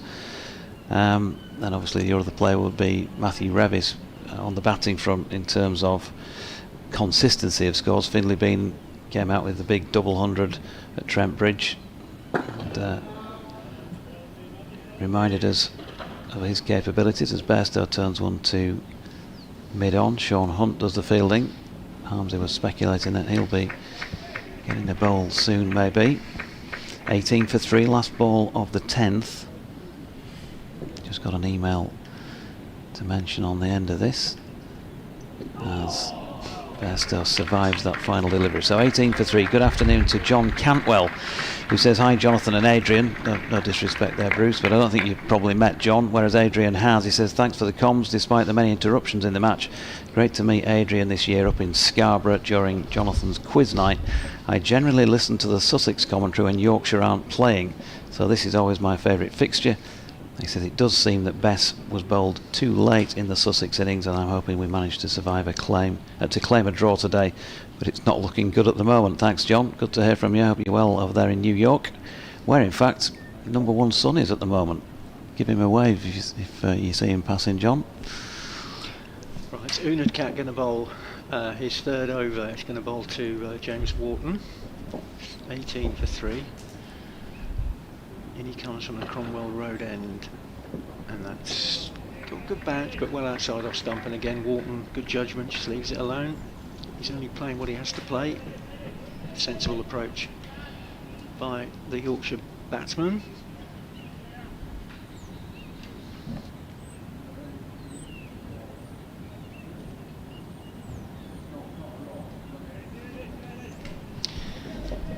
As Adrian comes back into the number one chair. It's about number one, Bruce. Unadkat into bowl, and again outside off stump.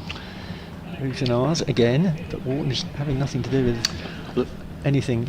He's not flirting. He's not flirtatious. He's Adrian, not. is he? He's not actually. Jonathan's being very modest there. Actually, it was very nice to meet John up at Scarborough. So he spent his time over in New York. We had a really pleasurable evening over in the Marquee. We had a couple of teams, and John joined our team. Georgie was the question master, and it was a thoroughly good evening. People thoroughly enjoyed the quiz, so it was great fun. And we got some of the questions. In fact, our team did really well. I think we came third, actually. Out of 3. Unadkat into bowl to Wharton, who defends into the offside solidly. Forward, no run, 18 for 3. John was a font of knowledge. There was a couple of other people on the table. It's actually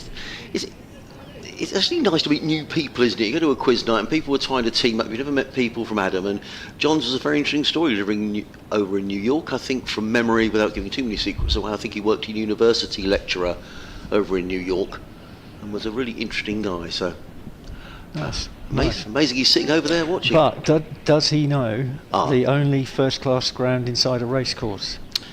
Yes. We'll come back to that in a minute. Unadkat into... That's a great delivery from Jadev Unadkat. Draws Wharton forward this time and then just nips away.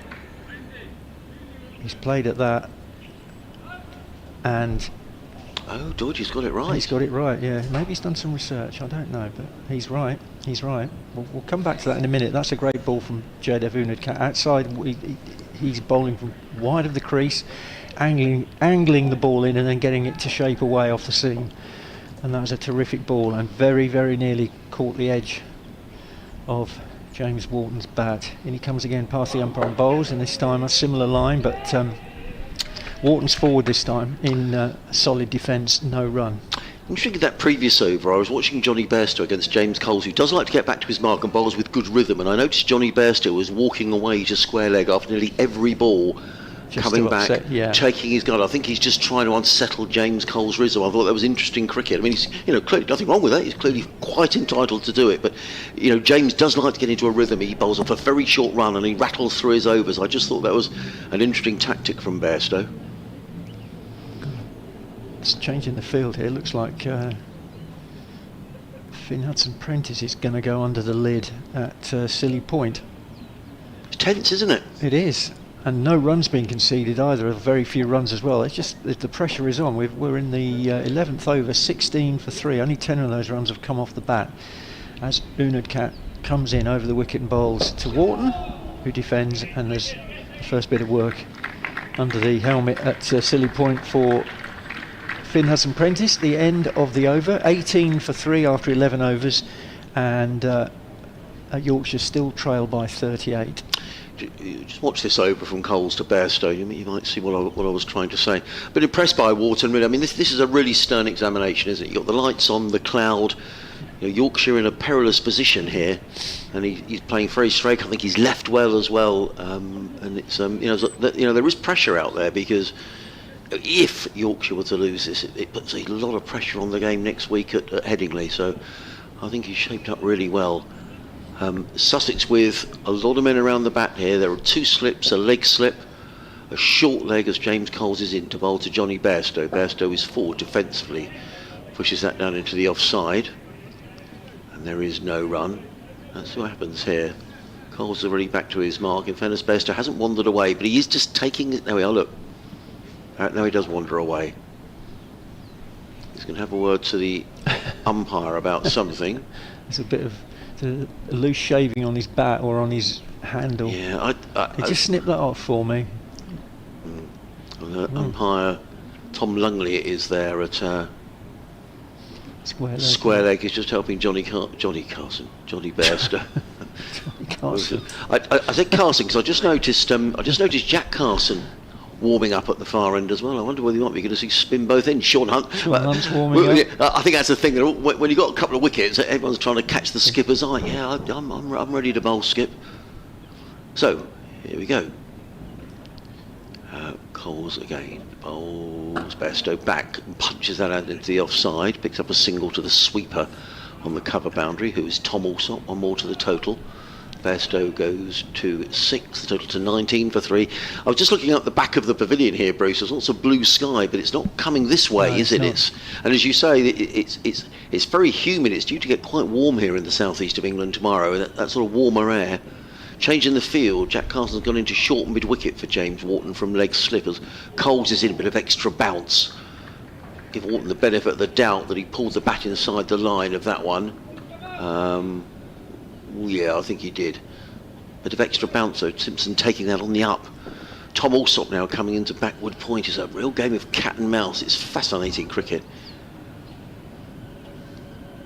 Coles again in his 6th over. Figures of 3 for 8 in and bowls. That's a little shorter, a little quicker from Coles, and Wharton is right behind it. Punches it into the offside. There is no run. He does fire that flatter one in sometimes, doesn't he? He James does. Coles. And he often gets an LBW with it as well, Bruce. Yeah.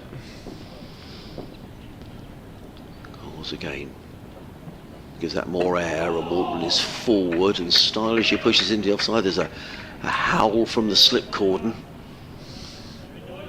Wharton negotiates it safely.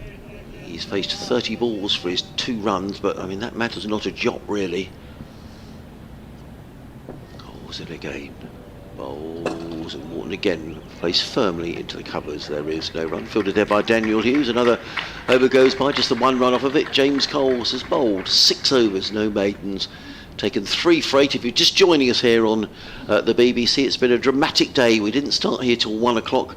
Sussex sing their way through to a first batting bonus point, courtesy really of Ollie Robinson, who made 21 not out. Then in reply, Yorkshire with a deficit of 56 in this second innings, just needing to bat out the 60-odd overs we had left at that stage, slumping to 6 for 3. All 3 wickets taken by James Coles. There are now 48 overs left in the match, and the arrears, Bruce, are still 37. Unad Cat to continue from the Cromwell Road end into his 4th over, bowling to Johnny Bairstow. It didn't seem to have faced him a great deal, but he pushes that one into the offside, and Tom Alsop fields, but they go through for a single. Yeah, most of the it's almost been exclusively Wharton who's faced Unad Cat down at this end. Elsewhere, Division 1, Durham 187 for 3 against Worcestershire. They're still trailing by 404, so they're just patiently accumulating as many batting points as they can. Surrey need another 75 runs to win at the Oval. They're 5 wickets down, 240 for 5 at Notts, so quite tense there. Hampshire digging in, still trailing by 188, 94 for 3 in 73 overs. As Unad Cat belatedly appeals for an LBW from well out to the side of the crease. He angled that one in towards Wharton, but I think bounce over, probably going down the leg side as well. Certainly going over. It hit him on the above the knee roll. Yeah, I thought it was going down the leg side as well. Yeah, quite wide of the crease is coming in there. Really wide of the crease, actually.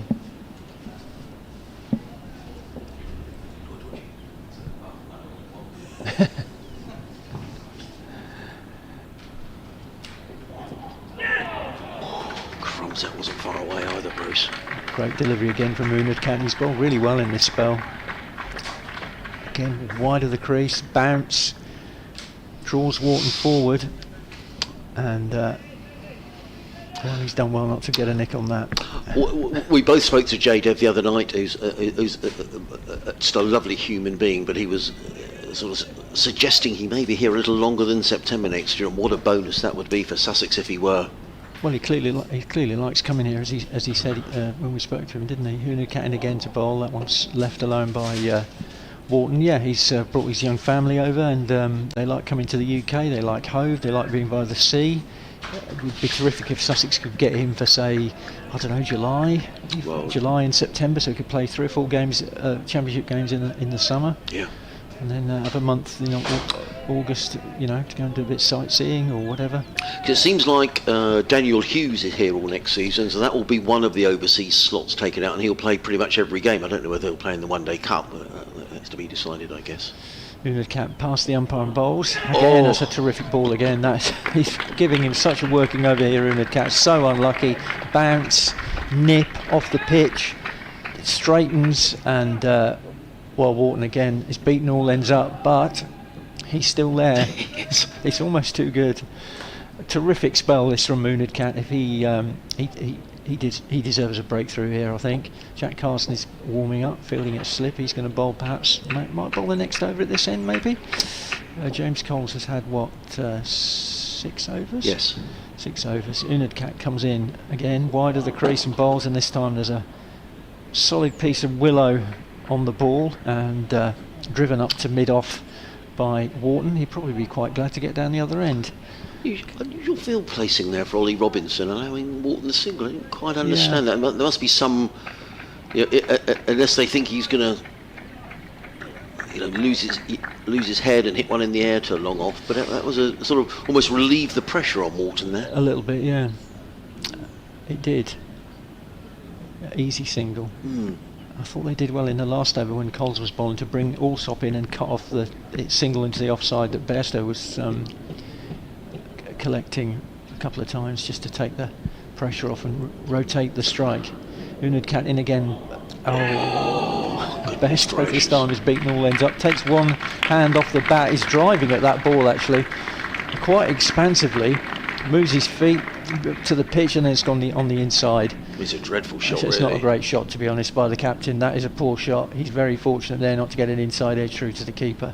That's a big drive by Johnny Bairstow.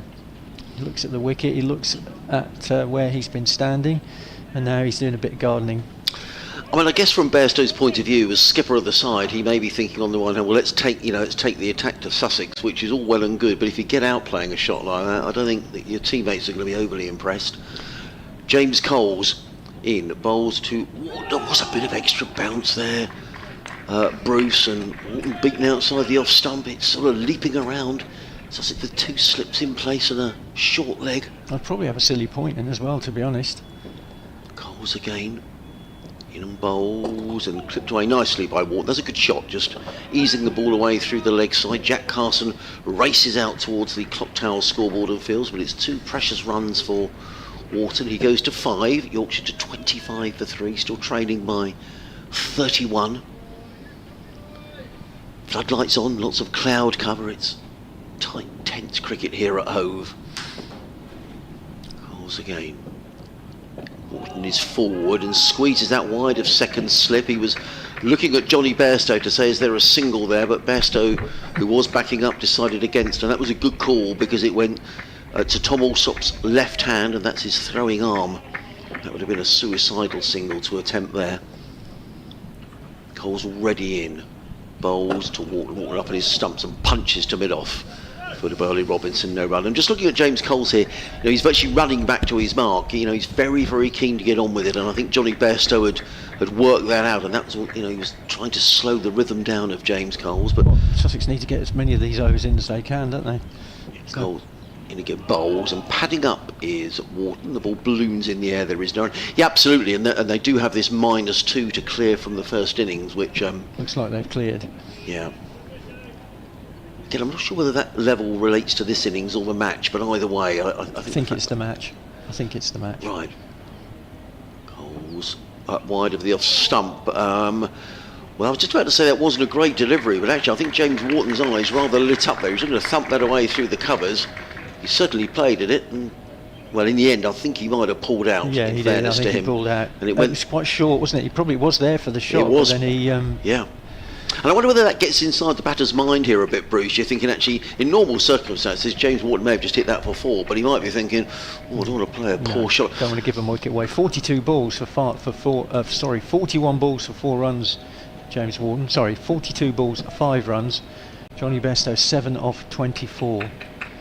Just looking at the photo behind, or the camera shot behind us, there was blue sky there a little earlier on, but it's sort of filled in a little bit now. Yeah, the light's not great. It's fine, but it's not brilliant. But who knows? Don't think you want to be batting necessarily, yeah. Unadkat makes another change in the field. He's bringing Tom Alsop up into the covers from backward point, saving the 1, keeping the pressure on. 3 slips in the gullies. He comes in round the wicket to Bairstow, who helps that on his way for 4. And not a great start to the over for Jaydev Unadkat, just straying onto Bairstow's pads, and he said thank you very much, and a slope here at Hove did the rest. Welcome runs for Yorkshire, 29 for 3. They were 6 for 3 after 4 overs of this innings, but Wharton and Bairstow are slowly but surely repairing the damage, but they're still trailed by 31 runs. Sorry, 27 runs they're behind at the moment. The 15th over. Unadkat in again, the slips settle. Bairstow on strike. Bairstow plays that back up the pitch. No run, fielded by Dan Hughes up Dan there. Hughes, yeah. Just going to say, Bruce, I guess as well from a Yorkshire point of view, that if they can get their noses in front here and then build a lead, be it 20, 30, 40, whatever it is, that's all going to take time out of the match as well. So but I think at this stage, it's all about not losing another wicket. Yeah, if they can get through the next hour without losing another wicket, they're probably going to be safe, I would say. Yeah, certainly to tea, which apparently is at 3:05. 3:05, so we've got another 40. Yeah, certainly that would be their next target, get through to tea without losing another wicket. Unadkat into Bairstow, again on the pads. Bairstow helps this one off his hip, and a leg bye is signalled by umpire Lungley, 30 for 3. Not quite as on the money as he has been in this over. Jaydev Unadkat's his 5th over. Suspect he might be his last.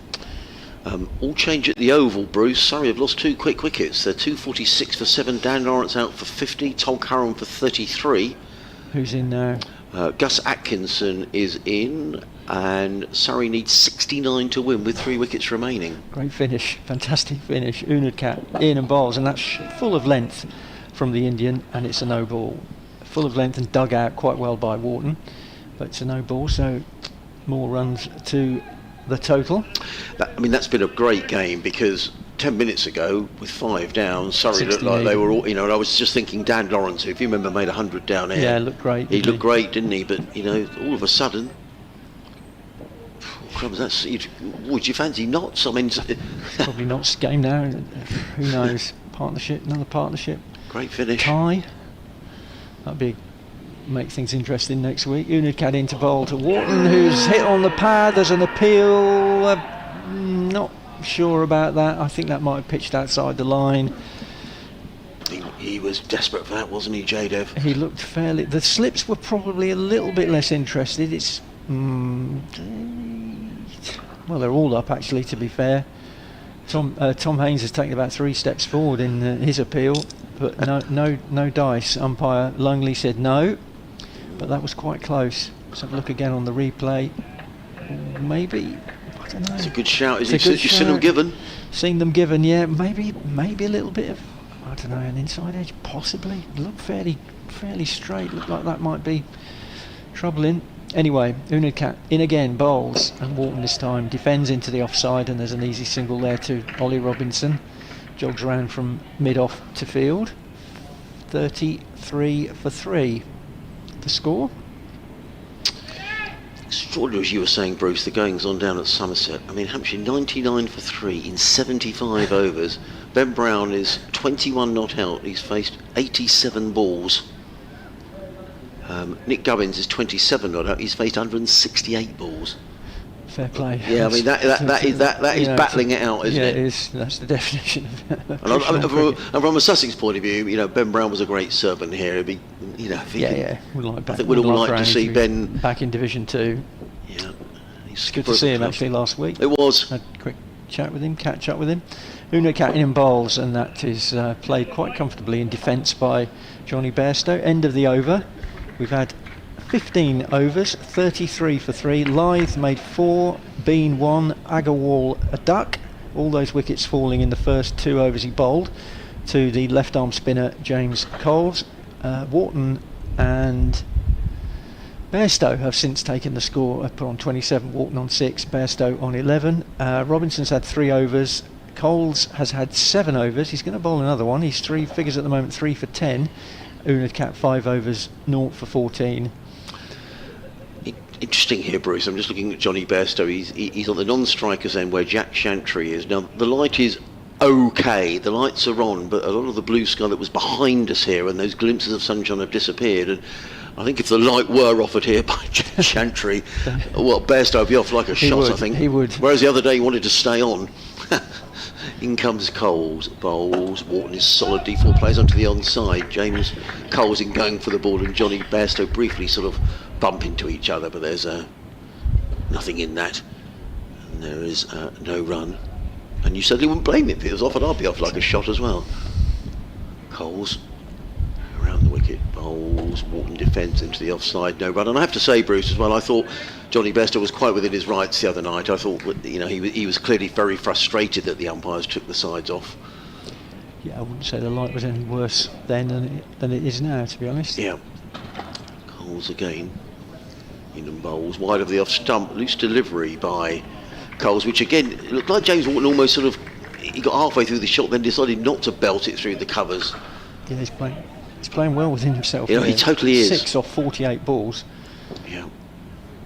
Maybe he just needs to play, you know, his normal game, because normally, like you say, he would put those, as one in the last over, he would put them away. Coles in bowls, played to Carter, who, if nothing else, is turning himself into a very fine short leg fielder. Got a very good catch in there last week, Bruce. Yeah, and great one today. Great one today. You know, he's a keeper by trade. He should be good in that. He is. Boot hill there.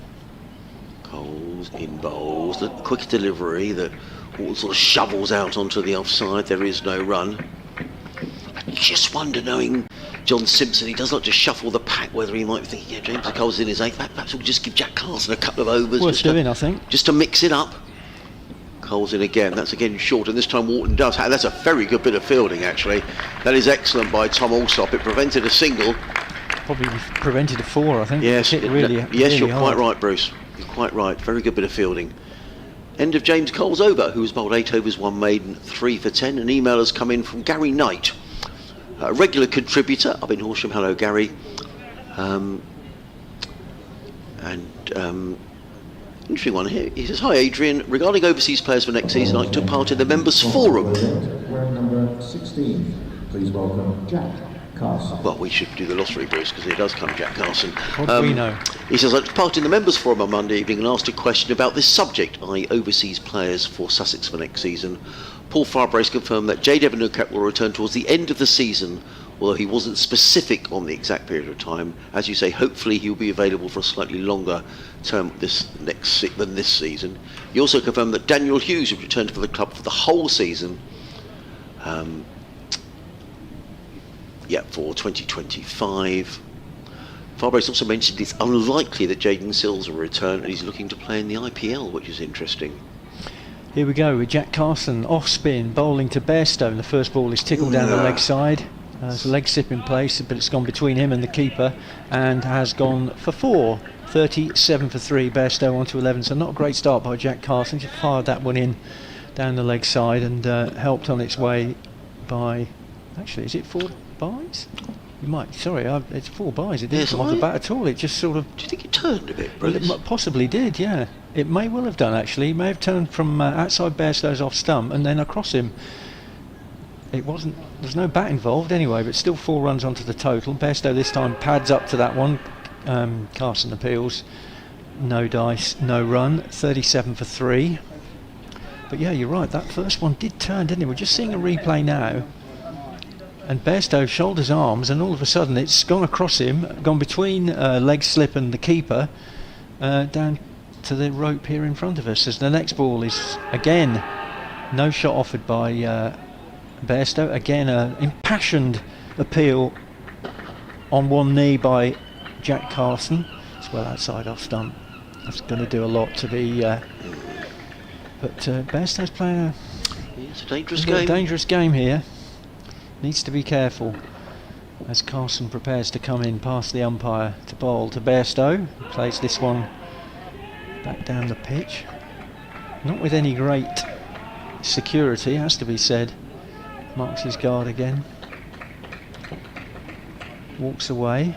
Plenty of encouragement for Jack Carson. He rubs the ball on his shirt. Gives it a good grip. There should be plenty of purchase on the ball that's only 17 overs old. In again, and this again is left by Bairstow, shoulders, arms. John Simpson fields, no run. So no risk cricket here from Johnny Bairstow. He's on 11. This is placed 33 balls. He's not looked. He's looked a little bit ill at ease, I have to say. Yes, I agree. Throughout, as Carson tosses that one up and it's swept hard and very well played by Johnny Bairstow. Gave it some air, did Carson, and Bairstow was onto that, got the fastened onto that very, very quickly and swept it away for 4 from outside off stump. Good shot, good solid shot. Down to the boundary, end of the over. 8 runs off it, 41 for 3. So the deficit now is only 15 runs, and Yorkshire are whittling away at their first innings deficit. And once they get in front, then it's just a slight shift in the game, isn't there? It is. This is interesting. The umpires are having a debate about something which I can only imagine is maybe the light. And Johnny Bairstow is sort of in and around what's... Well, I'm assuming it's about the light. There's a debate going on between the two umpires. It is gloomy. It's as gloomy as it's been all day, to be honest. And maybe Sussex have got to bowl spin now. If they bring the quicks on, that they'll go off. Yes. Probably why Carson has come back into the attack, or come into the attack now. Coles is staying on. Coles in, bowls to Walton, who's forward, who plays that to short leg. There is no run. So Yorkshire now 41 for 3. At one stage they were 6 for 3. The arrears are still 15, so still plenty in this game, but certainly the light is closing in. Coles again, bowls. Walton defends back down the track, and there is no run. We'll have an update to come shortly to the listeners. BBC Sussex, Surrey and Kent rained off at Leicester again today. There's been virtually no play in that game. We've been quite lucky here, really. Coles in again, bowls let go outside the off stump, and again there is no run. That rain's just sat over the Midlands for the last 2 days. No play at Edgbaston. No, so no. that's a draw. Essex and Warwickshire more or less safe. Yes. Coles again, just waits. 2 slips and a short leg go down, and Coles was about to move in and then decided not to. No play at Derby either today, as in comes Coles, bowls, Walton is forward, plays to mid-on, there is no run. That's in the second division, Derbyshire and Glamorgan, that game drawn. I think that almost guarantees Glamorgan promotion. Yeah, I think it does. Leicestershire already up. Worcestershire down. Yeah, Worcestershire confirmed as down. Coles in again, gives that a bit of air, and Walton defends solidly. Just the effect of Johnny Bairstow hitting that boundary, you just feel it, just, every run just relieves the pressure a little here for Yorkshire. But James Walton's done well. It's been a stern examination. He waits. Oh, that's a good delivery from Coles. Now that did beat him. There was a bit of extra bounce and bite there from James Coles. That last ball of the over, 9 overs, 2 maidens, 3 for 10 for James Coles. It's the end of the over, 41 for 3. Spin from... Now the umpires are taking the light meter reading. Tom Lungley at the far end has definitely got the light meter out. Or is he just replacing the bails? Oh, maybe. I think he's just replacing the bails. All right, yeah. misinformation. The black coloured bails. And I can see why you made that mistake, because the light meter is a similar colour. Yeah, sorry, folks, but it is gloomy, and you It's wouldn't not be gloomy surprised. enough to face spin, though, I don't think. No, you'd think the umpires would keep them on in this. I'll just keep listening across from the queue, Bruce, but you go. New over, Jack Carson second, 41 for 3, and the first ball is defended by Johnny Bairstow, and there's no run. So these two doing a sterling job for their side. Wharton 6 off 57 balls, 15 off 35 for Bairstow.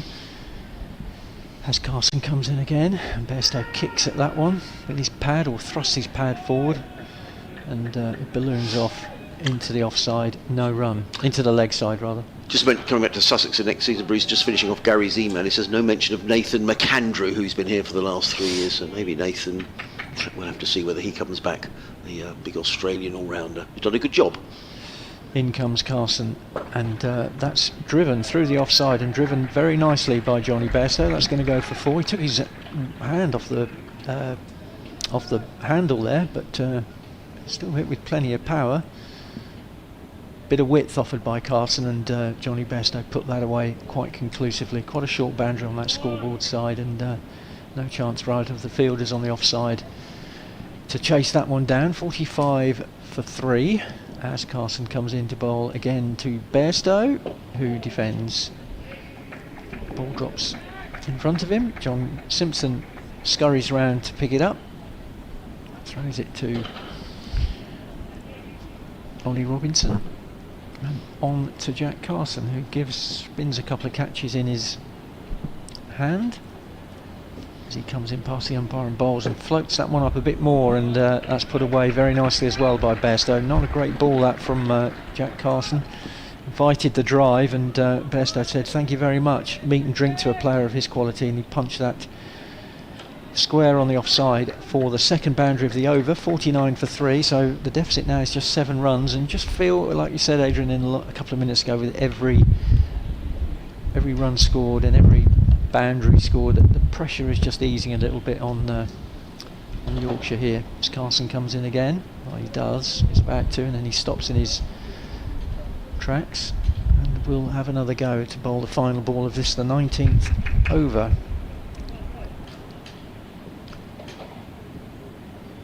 Bairstow watchful, faces up as Carson bowls that one, and Bairstow quietly plays it back down the pitch, and that is the end of the 19th over, and Yorkshire in their second innings are 49 for 3, so they trail Sussex by 7 runs. James Wharton is on 6 and Johnny Bairstow is on 23. What's happening at the Oval? Adrian, the still Oval, 7 down? Sorry, 265 for 7, need 50 to win with 3 wickets remaining, Bruce. Gus Atkinson and 7, Tom Laws, who's turning into a good cricketer. Yeah, both capable batsmen. 14 not out, and Surrey do bat all the way. They do. Actually, Bruce, I'll just let you do this over, because I just need to put a call into our studio in Tunbridge Wells just to make sure that they are actually coming to us today, if you don't mind doing this over. Of course, you've been forgotten about again. I have. Mate. I'm instantly forgettable, Bruce. Coles, 9 overs, 2 maidens, 3 for 10. Excellent figures for him so far.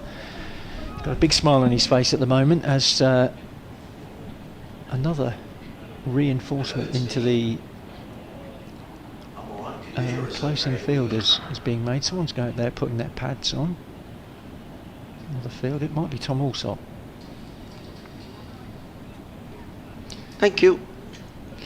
Adrian's about to give an update to Radio Sussex listeners. Tom Alsop is coming in. He's put some reinforcements on, some pads. He's going to field, I suspect, at Silly Point. Do you mind if I take over, Bruce? Yep, go ahead. Just to, and I think Doige is back in, and Bruce is going to have a breather. Thank you, Bruce. Been really good to have your company over the last couple of days, and there'll be more for Bruce to come, provided the bad light doesn't end play early here, because the light isn't great. Coles into James Wharton. He's in and bowls, and Wharton lets that one go outside the off stump. There is no run. It's been a really stern examination here for James Wharton, I think he's come through it extremely well in very trying conditions. Coles in again. Wharton's hit on the pad. The ball bounces to the fielder at silly mid-off. And there is no run. 49 for 3. The arrears just 7 now for Yorkshire. Johnny Bairstow leans on his bat at the non-striker's end. Coles in again. Bowls and defended by Wharton. On the offside. Cricket update coming up.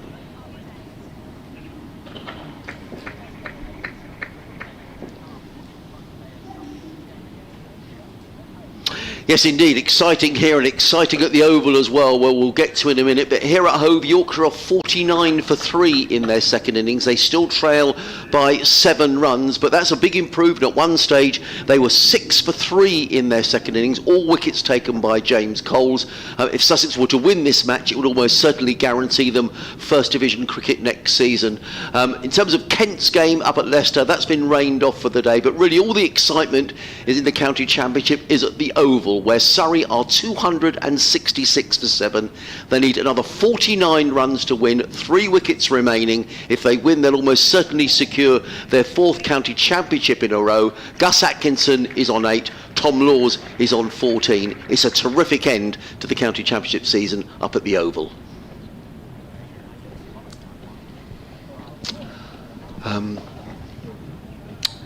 Joy G back with us. I think credit here to Yorkshire, because at 6 for 3 things were not looking great, but I think particularly an experienced head like Johnny Bairstow has seen it all before. But I think young James Wharton has done very well here. I mean, he's faced 63 balls, which is immaterial for 6, and I think he's shown excellent technique, concentration, a very fine innings really. Probably the best 6 he's ever made, I would think, in the circumstances. There's a lot of pressure out there, Doige.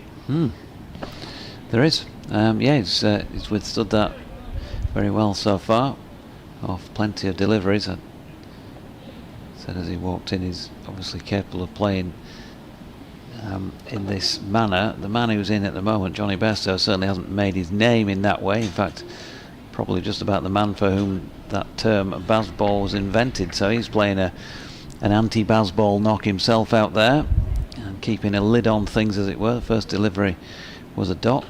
Jack Carson continuing from the Cromwell Road end. Leg slip and short leg all in place. Carson's in, and that's allowed to run away down the leg side. So just needs to alter that line, Jack Carson, if he's going to get Johnny to play it into the hands of, say, leg slip or short leg. Ollie Carter has already got his mitts on one to see the back of Finlay Bean.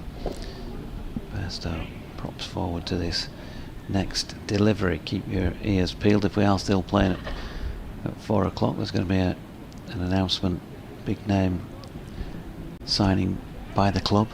Yorkshire. On the women's team front, yeah. Oh, okay. It's going to be announced in the next just under 90 minutes or so's time. Okay. Bairstow waits. That slightly open stance, very upright, high back lift. Drops that out into the offside. Skips his way through for another single. He's got 25 to his name now. 51 for Yorkshire. It should be 51, shouldn't it? No, 50. Yeah. They already stuck that on quickly. My apologies, folks. 24 to Johnny. It is gloomy, Georgie, isn't it? It is a bit. I've just been for a lap. It actually kind of, even though we've got smoked glass here and we keep talking about the slight difference, it looks pretty similar out there to what it does in here, really. It wasn't as bright as I thought it might be, but it's not dire by any stretch, especially with spinners on. So I think you can certainly keep playing as Wharton turns one square on the leg side and Hunt fields, much as that will pain some Yorkshire listening supporters who'll be down for him to go off now for the next 2 hours for bad light and call it a draw. Thank you, Bruce. Thank you, Bruce. Very kind. Bruce making cups of tea. Final ball of the over. Carson in. Bairstow turns that one backward of square leg and will pick up a single. Hudson Prentice doing the fielding. Yorkshire, well, they've been in trouble this afternoon, and And speaking of which, just give a shout out to a lady who, I don't know whether she'll be listening or not, but if she is, it'll be from a hospital bed up in the Doncaster area. Jane Wiles has been a Yorkshire supporter for a long time and has followed the team home and away for a long time. She would be here today if she could, but she can't at the moment. And just to say, Jane, that there's plenty of people thinking about you. Yes. Thank you, George. That's very nice, and let's hope Jane gets well soon. From a Yorkshire perspective, suddenly Johnny Bairstow and James Wharton are doing their bit. James Coles is going to carry on. Interesting down at Taunton, where I would imagine, well, a new ball is available. Whether it's been taken or not, I don't know. Hampshire, after 80 overs, are 116 for 3.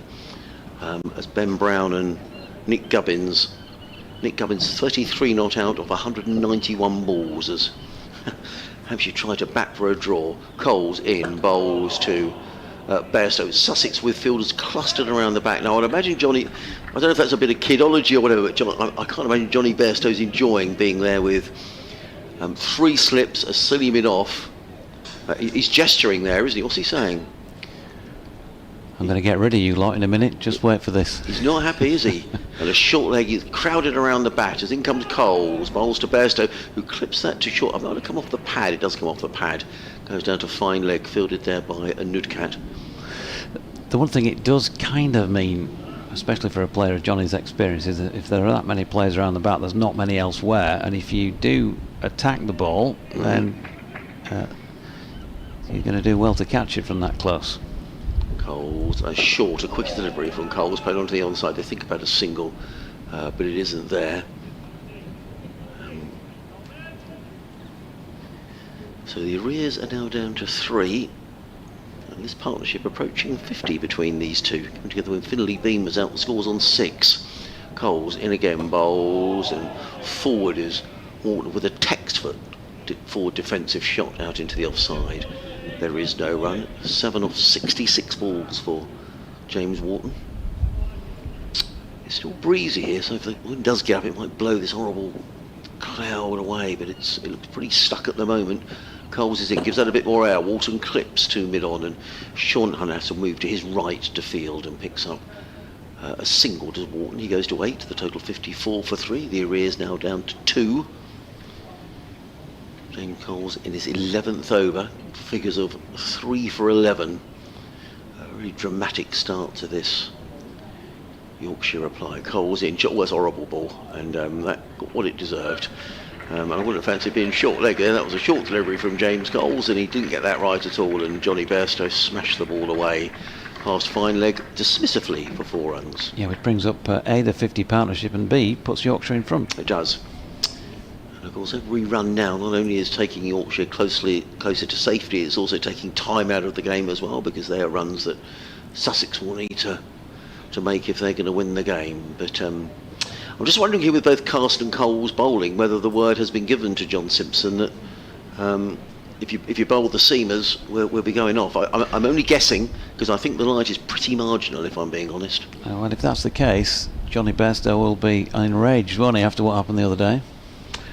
Yes, because he wanted to stay at, well, yeah, he wanted somebody to give him the nod. Yes, he did. Yeah, yes, totally. That's a very good point. But it, you know, the light isn't. But it just improved slightly the last 5 minutes.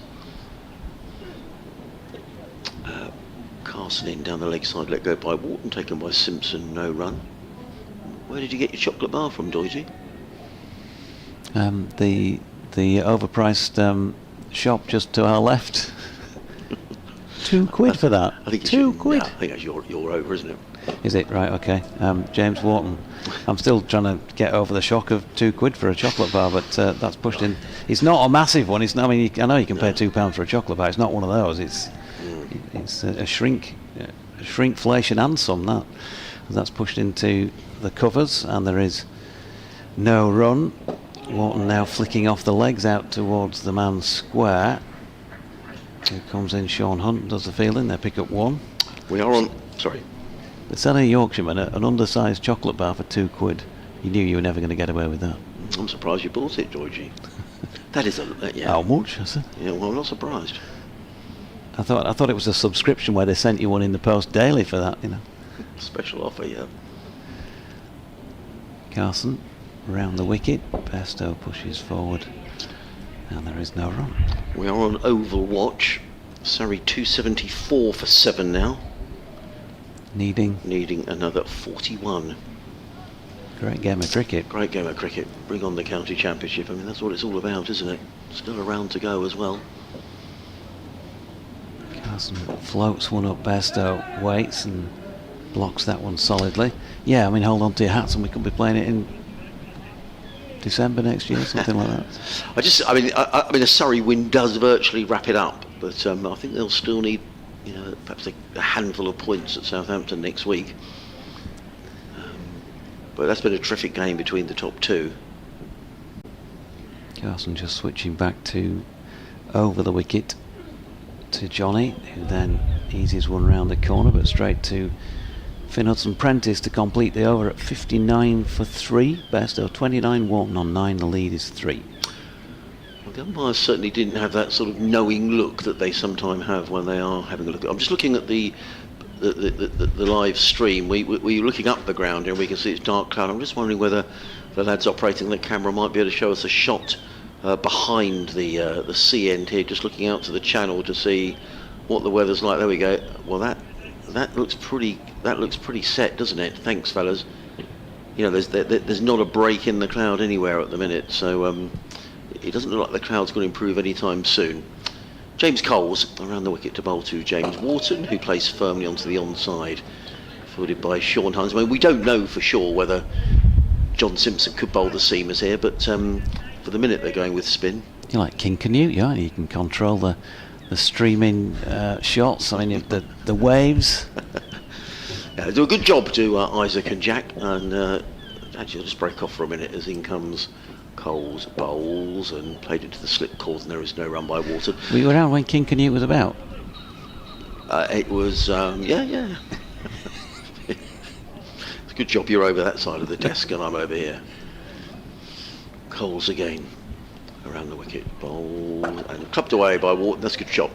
He's just released the pressure here. Bruce and I were saying that's going to go for 4 runs through the covers. Nice shot, and earlier on in his innings I think he's been very circumspect, Doidge, and there was a couple that James Coles offered up where I would imagine that in a normal, in inverted commas, innings he might have hit for 4, but he pulled out the shot.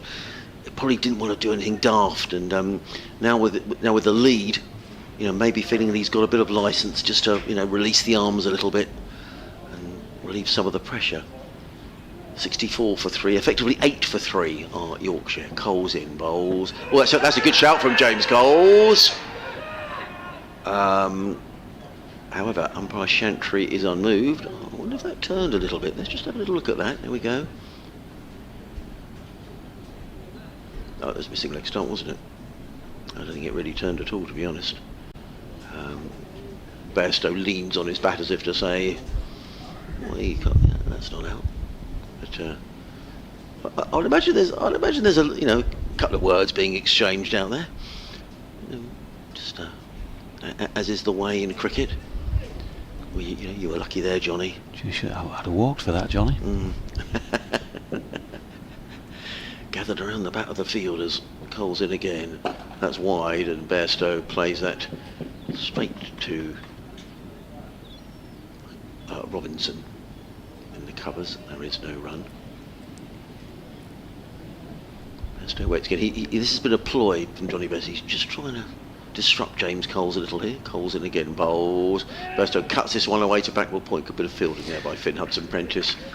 And there is no run. Yeah, just to say actually, I mean, it is the last home game of the season here, so thank you to everybody who gets in touch, who's on the ground with your emails and other correspondence, and a big thank you to Isaac and Jack who operate the stream here, and I mean that sincerely, because in a lot of counties there are several people who operate the stream, and it's true to say here at Hove this season that the stream has been better than it's ever been, the camera work, and there's only 2 guys, and it's you do a great job, so well done fellas. And I think it's been, we had lots of comments throughout the season about how good the stream has been, not so much the commentary but the pictures, so well done fellas, it's been really good.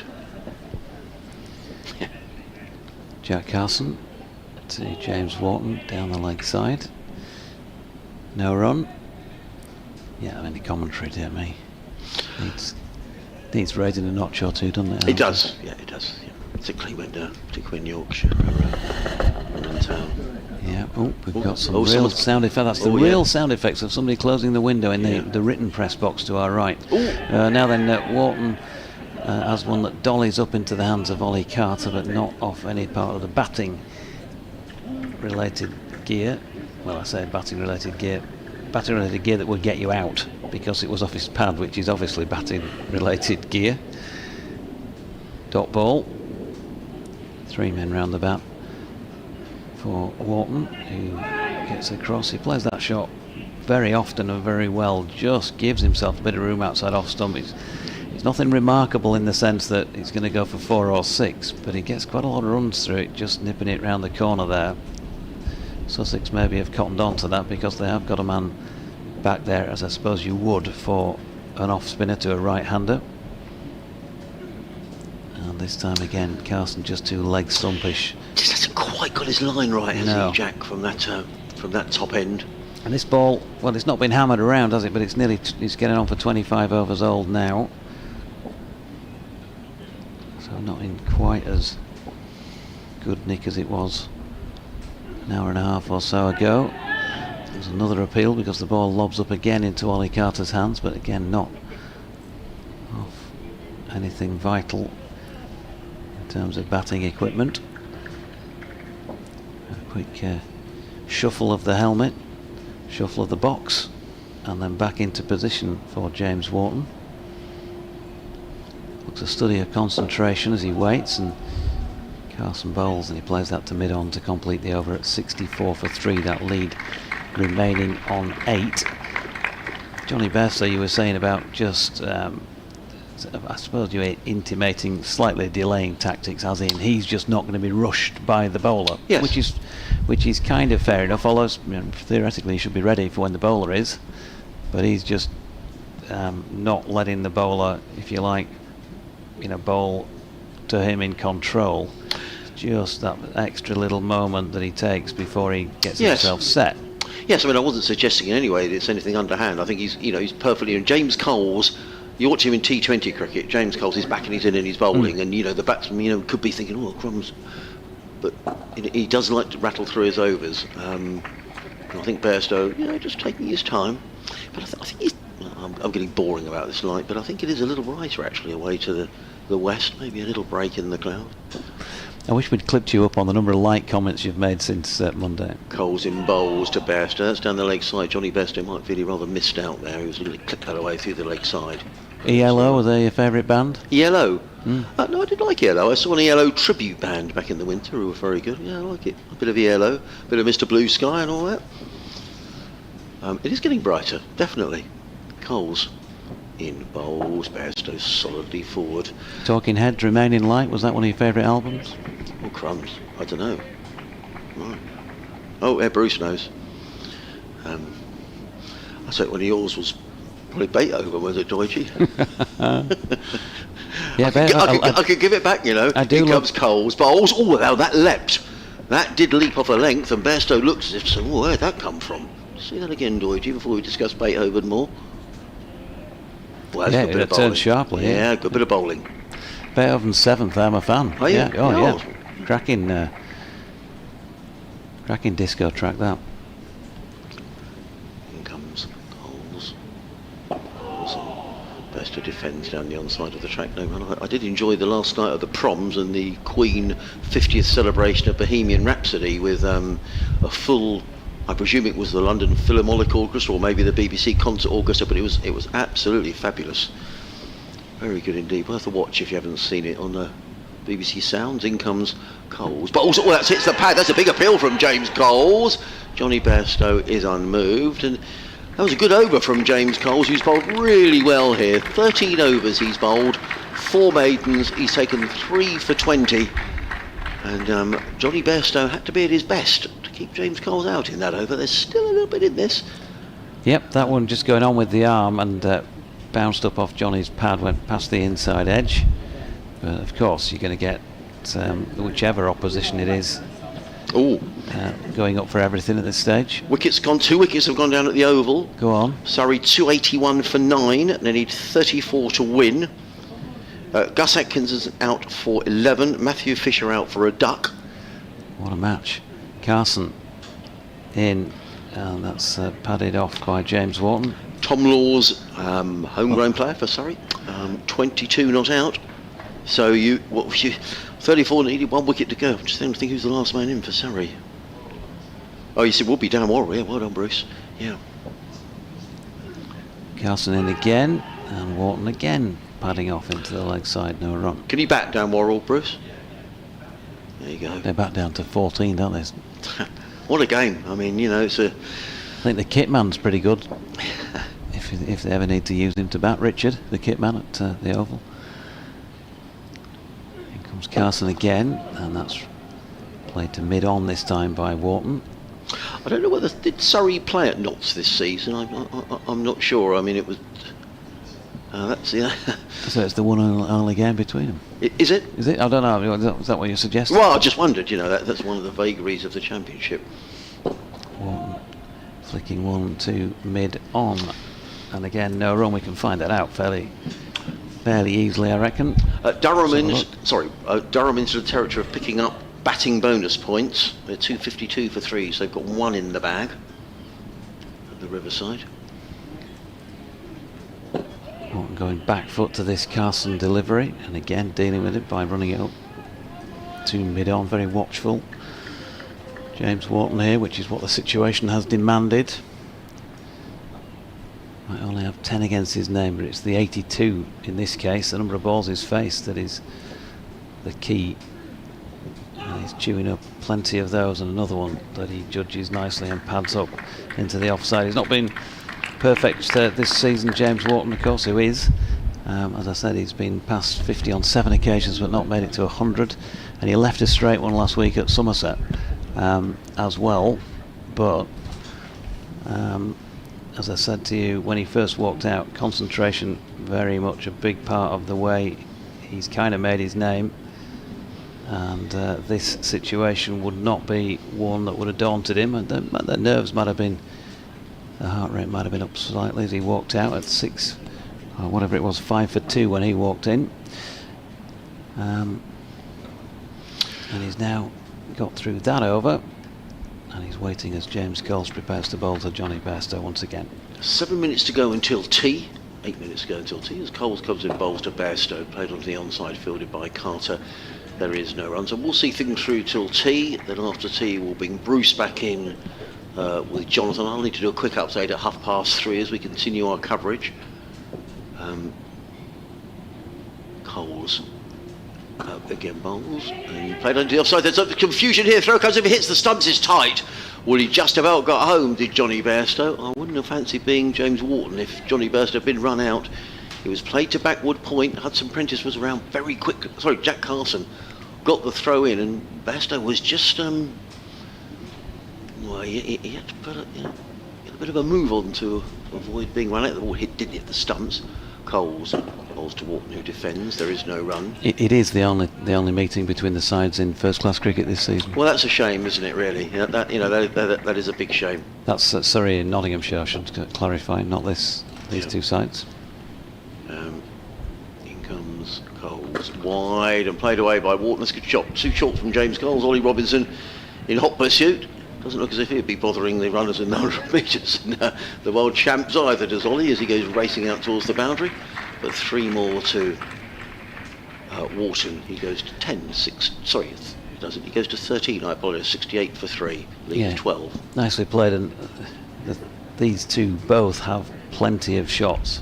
They play it right around the ground, give James a bit of width. Keeping an eye on that game at Durham, because it is interesting that if Durham just break off for a moment. Coles in, bowls, Bairstow defends, no run. Emilio Gay's 143 not out. They've 259 for 3 in 54 overs. They might fancy getting somewhere near 450, and getting 5 batting bonus points, and that would change the complexion of things at the bottom of the table. I think I might do some sums during the tea interval, and let's see where we stand in terms of what we think might happen, because it looks like Hampshire could well escape from Taunton with a draw as well. Coles bowls, forward comes Wharton, plays into the slip cordon, and there is no run. Or just as I say that, with the score here 68 for 3, Wharton on 13, Bairstow on 34. Hampshire have lost a wicket down at Taunton. The wicket of Nick Gubbins, who's been caught off the bowling of Archie Vaughan. It's a 4th wicket for Vaughan. Gubbins out for 37 of 213 balls. Sorry, 203 balls, of which 179 were dot balls. So that's a long old vigil spanning the best part of 4 hours from Nick Gubbins. So Hampshire 121 for 4, battling away. Ben Brown is still there, 31 of 113 balls. Couple of overs before tea, Doidgy? Yeah, Jack Carson to James Wharton, who goes back foot, gets the ball turning into him from the off spinner, which he defends.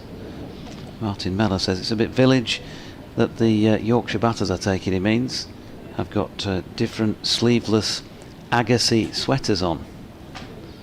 I'll explain more in a moment, as that's worked to leg by Wharton, who picks up a single. So James Wharton's got a sweater on with a bit of navy blue trim to it, which Johnny doesn't have. I'm wondering if that's because James is an uncapped player and therefore has kind of got a second team sweater, sleeveless sweater on, and Johnny is obviously capped and he's got his full one on. As Carson comes in, and that's worked to leg by Bairstow. No run. I think that's probably the case. The light would be perfectly good enough now to bowl the quicks, I think. Some, you know, so presumably John Simpson is electing to roll the spinners here. Carson and Bairstow defending. The Agassi comment there from Martin was that back in the days when we used to play a bit of cricket together, and I think I was probably skippering at that point, one of our teammates in the early days of these modern style of sweaters had one on, and I said, look, a tennis jumper, it's not a cricket sweater, you need a wool cricket sweater, cable knit, you know, that's proper cricket sweater. And it went from there really. But Andre Agassi was wearing a sweater similar to what cricketers were beginning to wear. That's 20 years ago now, as Bairstow works one off his legs. They get a single, so consequently one of our teammates got nicknamed Agassi because he was kind of the first to sport these, whatever they call them these days.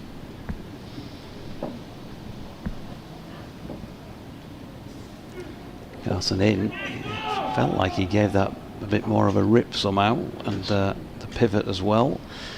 Wharton dealt with it quite comfortably there. That's 29 overs complete, 31 as a minimum remain in the day, but if they continue to build on this lead of just a 14 at the moment, then there might come a point where John Simpson says, well, if you want to declare, we'll probably not carry on. Not sure though at this moment in time that they're thinking like that. 70 for 3. No, absolutely. I just wonder whether we might get an update at tea as well about the over rate. Sussex were -2 on the first innings, but I would imagine with Coles and Carson bowling that Sussex will be hoping that -2 has been erased. We'll hopefully see more at the tea interval as in comes Coles and bowls. That's wide of the off stump, and it's a good shot by Johnny Bairstow. That's going to be 4 runs. Nothing even the speedy Jack Carson can do about that. A little bit too much width from James Coles. Bairstow goes to 39, Yorkshire to 74 for 3. And with every run, Yorkshire are getting themselves near the draw that could be a very vital draw as well, particularly with what's going on up at the Riverside in Durham.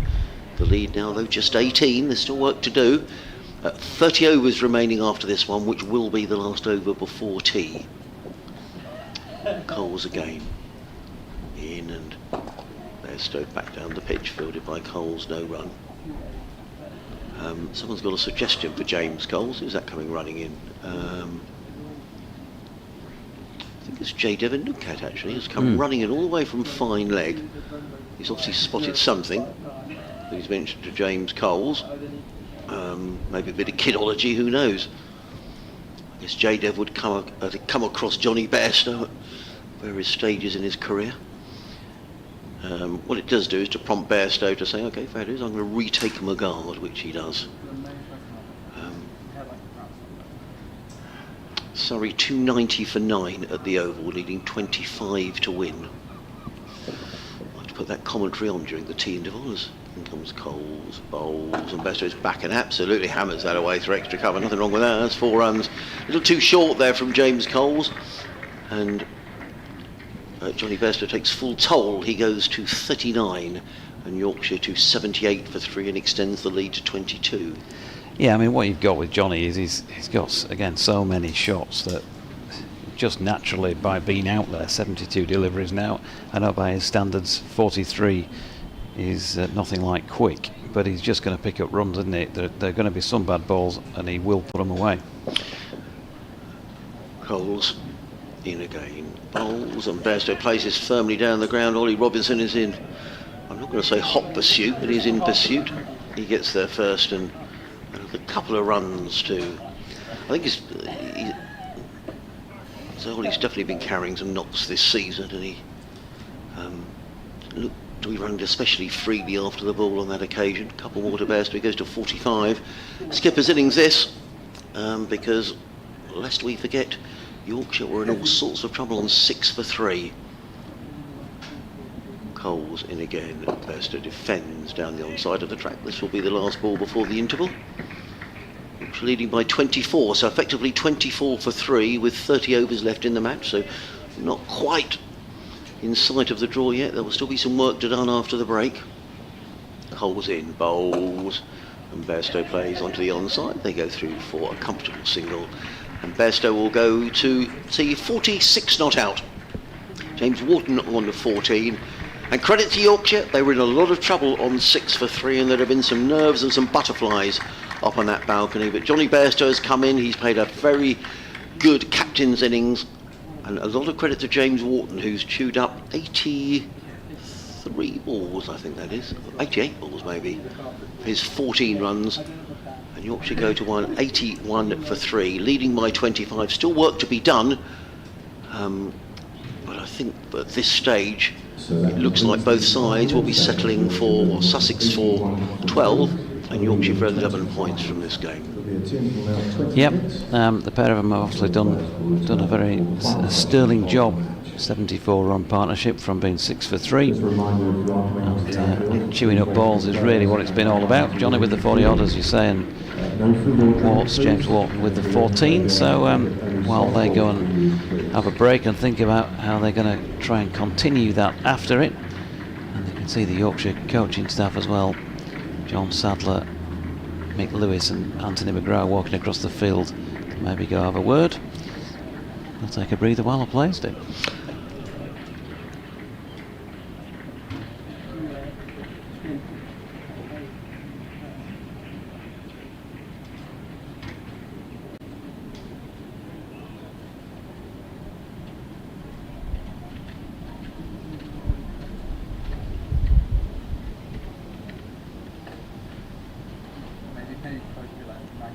Situation.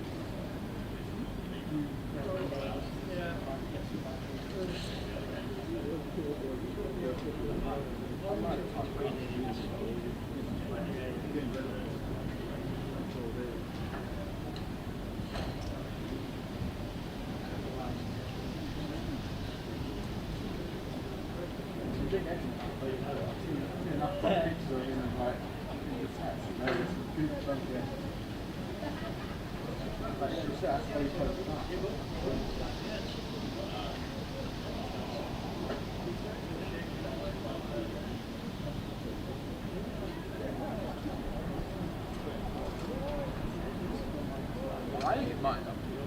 I think at the time, they had those 2 discussions. That was the worst the Light has got.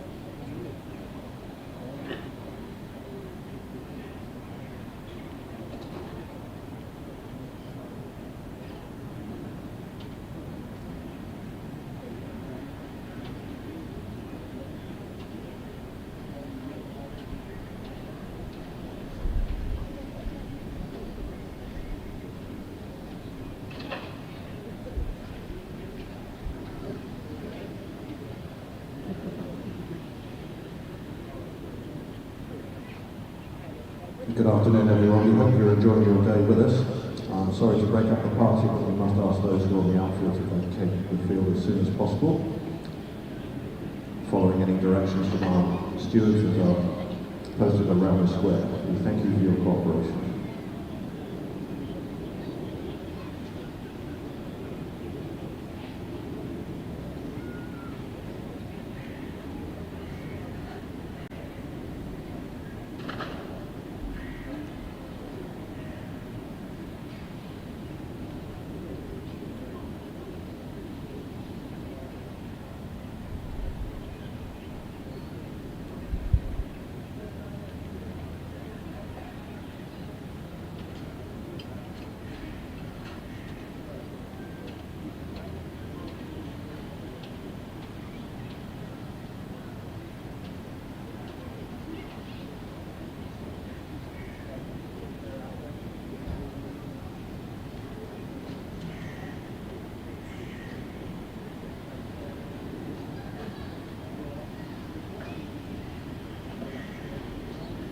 While we have a moment before the game resumes very shortly, on behalf of everyone at Sussex, we'd like to extend our heartfelt thanks to our loyal supporters and valued sponsors for being with us throughout the 2025 season.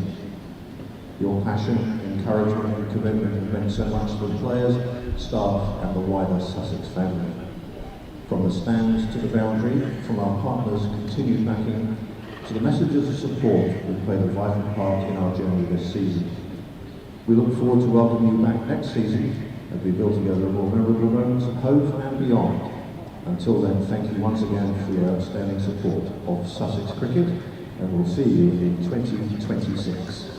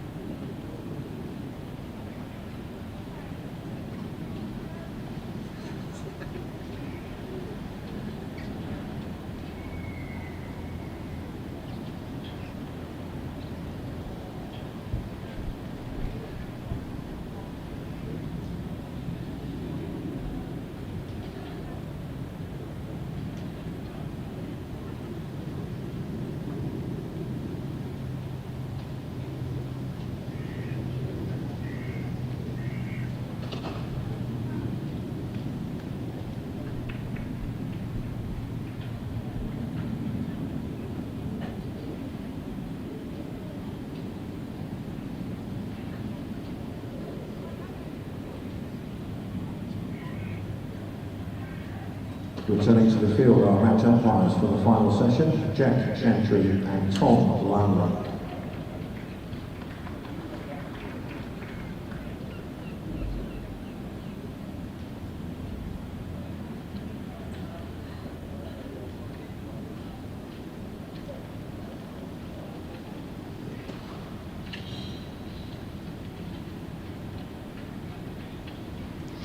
Well, welcome back to Hove as the umpires make out their way to the middle for the final session of the final game of the season here at Hove, with Yorkshire effectively 25 for 3 in their second innings with 30 overs remaining in the game. We've just been watching, I should say, the game at the Oval, which, if you haven't heard, Nottinghamshire have beaten Surrey, which means that in terms of the County Championship, Nottinghamshire are 16 points clear going into the final round of matches.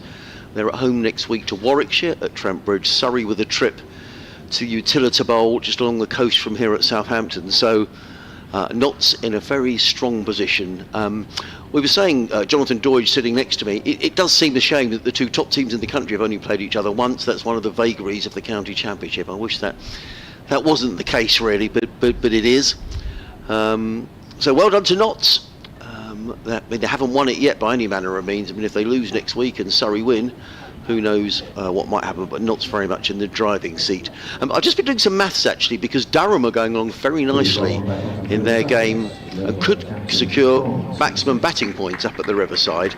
And by my maths, if Durham were to get their maximum batting points and Hampshire hang on at Taunton, bear with me, Durham would have 139, Hants 142, Yorkshire 146 if they draw here, Sussex 150 and Essex 150. So Yorks would be 7 points clear of Durham by my calculations, and 4 points clear of Hampshire with a game to go.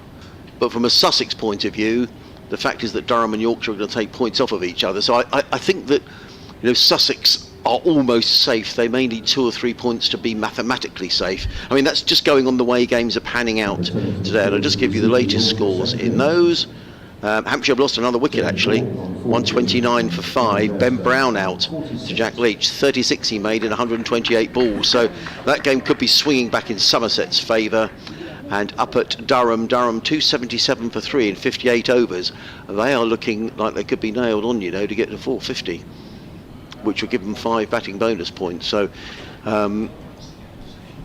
yeah. So game on. It feels like sort of moving day today, doesn't it? It does. And then a decision day, if you like, or decision matches next week. Yeah. So anyway, far from certain there's going to be a draw here. There's going to be a change of bowling. The spinners are off. It looks to me like J. Devon Nugcat who's going to get things underway. I'm going to just commentate on this first over or so, and then we'll bring back in Bruce to join Jonathan Doidge once the update to the listeners on BBC Radio Sussex and Surrey and Kent is done. So what was the winning margin at the over? Was it 21 runs? Did 20. Someone say? 20, was it? Thank you. I'll just get that score right for my update. So it is going to be J. Devon Nugcat who's going to get things underway after tea. 30 overs left in there. Still pretty gloomy. The floodlights are on. You're probably bored about hearing about the light we're playing. That's all you need to know. 2 slips and a gully.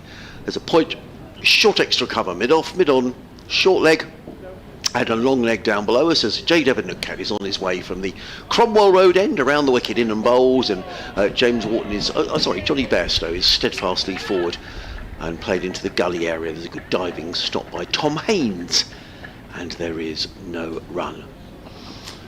Wharton on 14, Bairstow on 46. For those of you who are just joining us, I know many people are perhaps finishing work or just joining us for the first time today. Sussex got to their first batting bonus point when Ollie Robinson made 21 not out, then out for exactly 250. But Yorkshire were in a dreadful pickle at 6 for 3. James Cole's taking 3 wickets. Comes in Nugcat bowls. Bairstow defends down the offside of the track, and there is no run. And at that stage, Yorkshire were rocking and some. Lythe out for 4, Bean for 1, Agarwal without scoring. But Johnny Bairstow, who went on the attack pretty much before tea, 46 off 77. But very impressively, I thought James Wharton with 14 off 88 balls. An innings full of determination and character, because there was a lot of pressure around at that stage. And Nudcat was bowling really well from the Cromwell Road end as well. It is a Nudcat now. It comes in bowls, who drives down the ground. That's a nice shot from Johnny Bairstow. That's 4 runs. Lovely on drive, slightly over pitched, and Johnny Bairstow drills the ball down the ground and goes through to a very good half century as well. Coming in when his side were in all sorts of trouble, 50 in 78 balls in 91 minutes, including 9 boundaries, and that's a very fine innings from Johnny Bairstow. Just when Yorkshire needed it, Doige, the skipper, has stepped up to the plate. Yeah, good to see. He's certainly taken responsibility, no question about that. And he's brought all that experience to bear with all those little other nuances we were talking about, that making the bowler wait, and he's just tried to play it on his terms. Maybe didn't get that opportunity in the early stages, but he's turned that round to some extent, although he's still got an attacking field in his face. And it kept in bowls. Bairstow lets that go. That was a good lead. That wasn't far away from the off stump, and you could just say there was a from J. Devon Nudcat. That wasn't far away. I mean, Sussex can afford to attack. They're not going to lose this game. But overs starting to run out. 29 left after this one. A lead of 29. So Yorkshire effectively 29 for 3. And you would imagine once that lead, gets much past, 60, 70, and overs are starting to drift away, that this game will be heading for a draw. But that one bonus batting point that Sussex secured could be very important. Come next week, as in comes a Nudcat bowls, and Bairstow again drives firmly down the ground. Good stop by J. Devon Nudcat, diving low to his left hand side. It prevents a single being taken. 85 for 3. We're keeping a close eye on events elsewhere, of course, with what's going on, but the big news of the day that Nottinghamshire are within touching distance of their first county championship. I think Nasser Sain was saying for 15 years after that win at the Oval today. 5 wickets for Josh Tongue, getting himself in a good bit of form for the Ashes. But a bit more for Notts to do next week against Warwickshire. That's certainly not a gimme. And Surrey will go down to Hampshire, you'd have thought, with a full strength side. I'm not saying they wouldn't have done if they'd have won today, but there'll be plenty. There's plenty to play for. As Nudcat in bowls to Bairstow, who looks increasingly confident as he clips this one away through square leg. Daniel Ibrahim is on the field for Sussex on 12th man duties, which means that obviously somebody is off, and I think that person who's off may well be Ollie Robinson, who I can't see out there. It looks to me like Sean Hunt. Is he going to bowl? No, he's not. It's going to be James Coles who's going to carry on. Coles, who's bowled 15 overs. And there's the over 8 up on the scoreboard. Thank you, scorers +4 in this innings. Ollie Robinson is up on the players' balcony. I think. Thank you very much for the camera zoning. Is that Ollie up there? No. All far brace I can see. Anyway, Ollie Robinson not on the field. The Sussex over 8 +4, which is good news from a losing points point of view, from a Sussex perspective, because they were -2 on the first innings. So +4 in this innings. Sussex are clear on over 8. So those 12 points they picked up in this game look like they're locked away in the bag. Do you mind if I keep going, Doige? It's just that this update could come a bit sharpish. No, I love listening to you. Coles round the wicket bowls to warn you are so insincere. Played it offside by Wharton, and there is no run. I love listening to you. 87 for 3, he said in his best Yorkshire accent. They've just sprung it on me, the update, a couple of times today, so I'm just...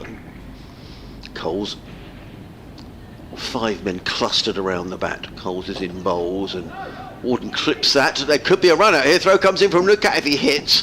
In the end, it was a well-run single, but it was a Johnny Bairstow's call, and James Wharton probably thought it might be a good idea to respond to the skipper's call. I suppose I could do it for you, and then once I'd finished, whoever it is presenting would be going, I'm not quite sure I understood that language. That bloke seemed to be from Yorkshire or somewhere.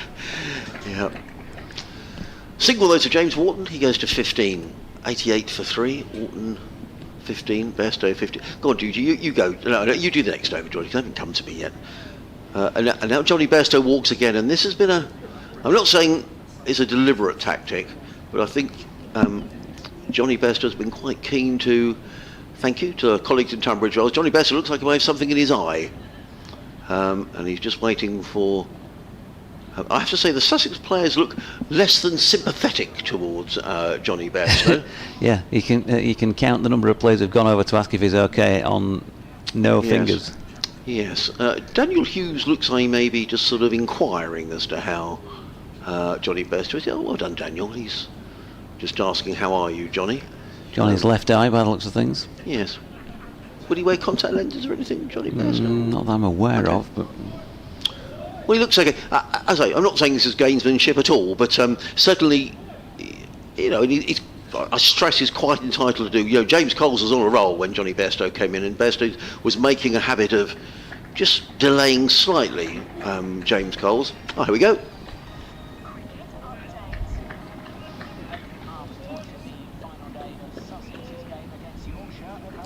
Yes, more from here in a moment's time, Adam, but the big news of the afternoon in the cricket world is that Nottinghamshire have beaten Surrey at the Oval.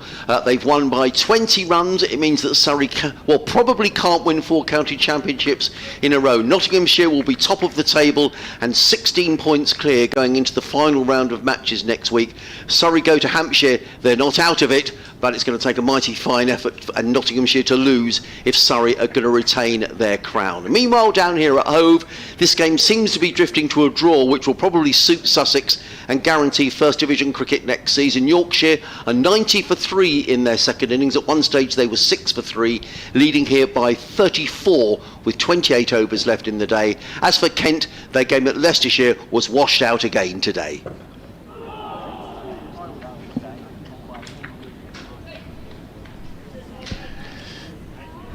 I've been given the floor by Harmsy. Thank you. Thank you, dear boy.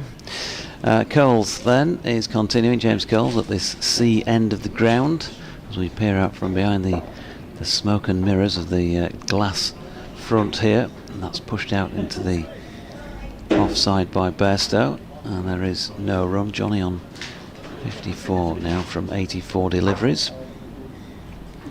34 run lead. And that one looping up in the air. There's exasperation among the rank and file of the Sussex fielders, which suggests that they think he might have got some bat on that, but didn't make a lot of difference. There were a few smirks and smiles around when Johnny had the helmet off and was poking around in his own left eye for a moment, and Daniel Hughes was the one fielder who went across to see if he was okay. I did notice who was fielding at leg slip there. Is that? Yeah, that was Daniel Hughes and Ollie Carter under the lids, and as Johnny lined himself up to face his next delivery, he wasn't looking at them. They were both kind of having a giggle as he waited for James Coles to come in and bowl, as if to sort of say, well, that's Johnny. 90 for 3 after 32. And he's probably doing something that the Sussex players would do in the same scenario, so no harm done. Unad Cat round the wicket bowling to Wharton, who's in defence, playing back up the pitch. No run, 90 for 3, lead now 34. We've got 28 overs remaining after this one. 27 after this one. So you'd imagine, I would say, an hour, maybe an hour's more cricket, and then that might be that for the game, and handshakes and a draw, and move on to the last round of fixtures. As Wharton settles to face Unad Cat, comes in and bowls, and again solid defence from James Wharton. He's faced 93 balls for his 15, but he's done a very, very good job for his side, because they were in real strife at 6 for 3 an hour or so ago, or an hour and a half ago, and he was given a bit of a working over in his first spell by Unad Cat, but he survived, and he's looked more and more assured. And at the other end, Johnny Bairstow's played well, a bit like how Johnny Bairstow would play. You know, he's put away every bad ball, and made sure that scoreboard keeps ticking over. Kane again bowls, and that's played back up the pitch by Wharton. 2 slips and a gully. It's a bit more defensive field, a short leg. Lots of applause from all the Sussex fielders here for Unad Cat. But I think the pitch, the weather, it's going to defy both these teams now. We've lost a lot. We've probably lost in effect nearly 2 days of play to the weather. Another delay today. We didn't start till 1 o'clock. It's been difficult for both teams. Unadcat in again and bowls, and Walton this time plays that off his pads into the leg side, gets a single. Good running between the wickets by those two. 91 for 3. Now I posed this question yesterday and about the only first class ground where there's been first class cricket inside a race course, and not surprisingly the gentleman to my right, being a racing expert, has got it right, and I'll give you the answer at the end of this over, because I'm sure you're all waiting with bated breath for it. Unadcat in, and Johnny Bairstow with a nice flourish of the bat plays that through the leg side. There's 3 fielders converging on it, but I think it's going to go to the rope. It has, and that's a 10th boundary for Johnny Bairstow. He moves to 58, and Yorkshire 95 for 3. Wristy shot there from Bairstow. It's a nice shot, and he might be thinking, well, actually there's 27 overs, I could get myself 100 here, which I don't think he's got this season in the Championship, has he? No. Yeah, it's a good time to get it when you've gone from 6 for 3 walking out there. So he'll be thinking, yeah, there's 100 here for me. 95 for 3. The last ball of this, the 33rd over from Unadcat, comes in past umpire Lungley, bowls, and Bairstow again into the leg side, easy single. Man running round from mid-on, Sean Hunt fields. So the ground where first class cricket was played inside a racecourse is Hereford, where Worcestershire played 4 championship games, the last one in 1983, and I said yesterday there was a Sussex connection, and in a fairly recent Sussex connection, actually someone who's in the news today actually, who played in that game for Worcestershire, was Peter Moores. So there we are. Good quiz question. Good quiz question. Yeah. Sorry it's taken so long to get round to answering it. Now I can back up your theory of a time lost, because so far we've had basically 176 overs of play and a bit across the 3 innings so far, so under 2 days. Just under 2 days, yeah, certainly more than 5 sessions. Yeah, as that's drifting down the leg side of Bairstow. First up from James Coles, no run. So very difficult to force a result. Yeah, we know that games that are not weather affected can still finish inside 2 days. Yorkshire beat Somerset inside 2 days at Scarborough a few years back without weather interruptions, but it's not that often that you get that, is it? As that drifts down the leg side, and Bairstow looks at it with disdain, watches it go by. 59 off 89 to Johnny. In comes Coles. Slightly obscured when the ball is pitching by James Wharton at the non-striking end is my view, but Bairstow did enough to turn that one away backward of square leg and pick up another one. 60 for him, 97 for 3, and the lead 41. Coles in again, and that's nudged away backward of square leg to Unadcat, who is going to scramble around on the floor. A little bit of a Horlicks of it, and they've got back for 2 to Wharton, take him to 20.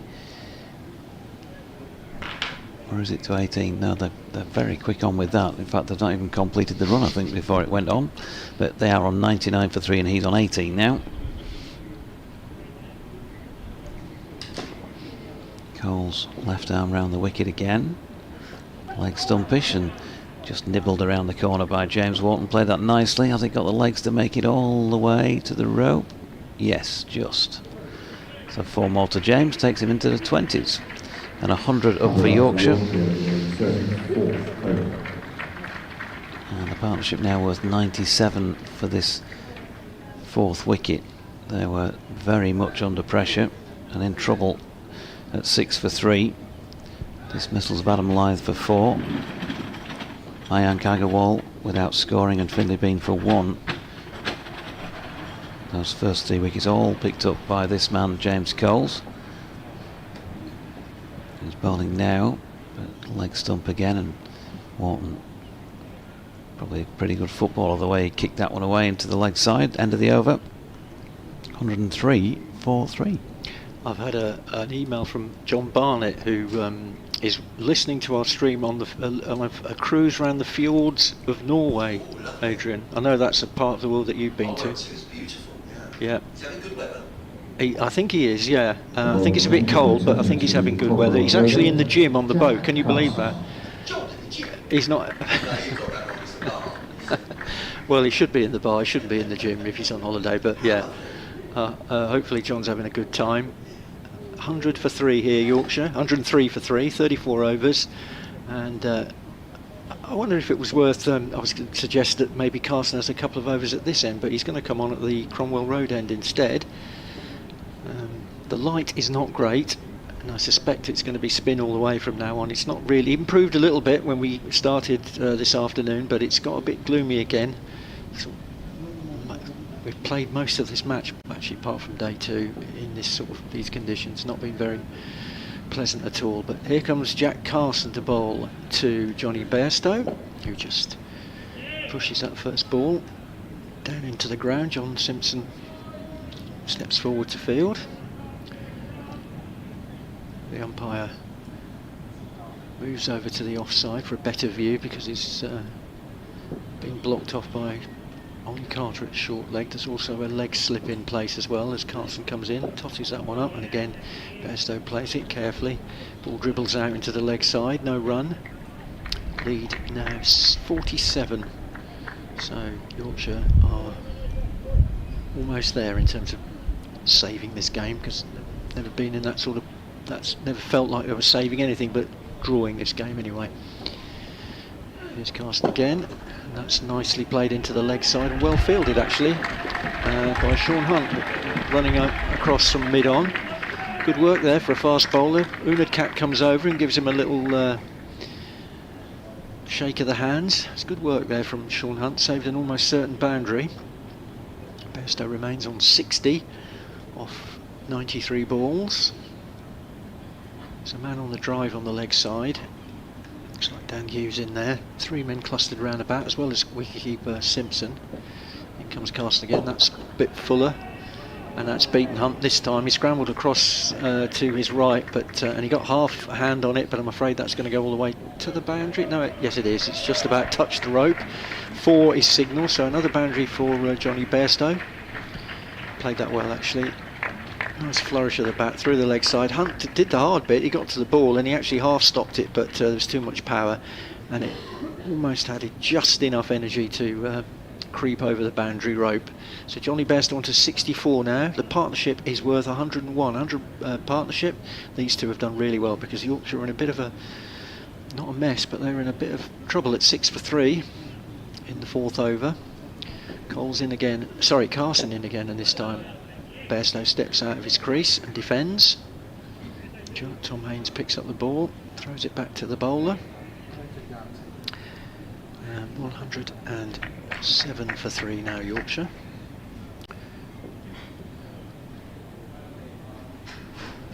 Carson to complete the over, and played respectfully by Bairstow. Back down the pitch, end of the over, 4 runs off it, 107 for 3. Wharton's on strike now on 22.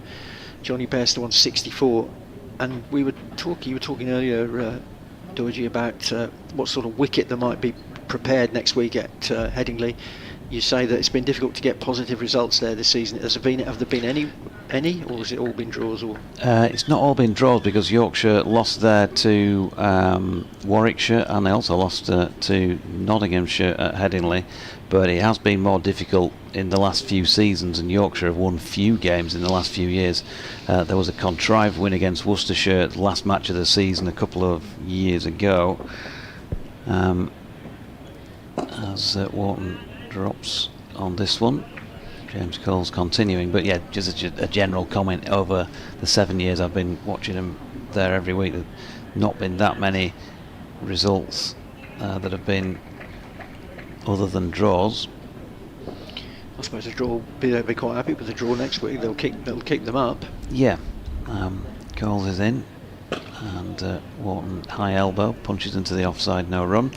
Yeah, I think they left grass on for all the home games so far. That's the way Anthony McGrath wanted to play cricket. Let's try and make the pitches a bit more bowler friendly and back our batters to do the job when they've got to go out there. But he's not really done loads, nipped around loads off the straight or anything like that. Just another dot ball there from James Wharton. So they're just good pitches really, and you've got to bowl well if you want to win matches on that.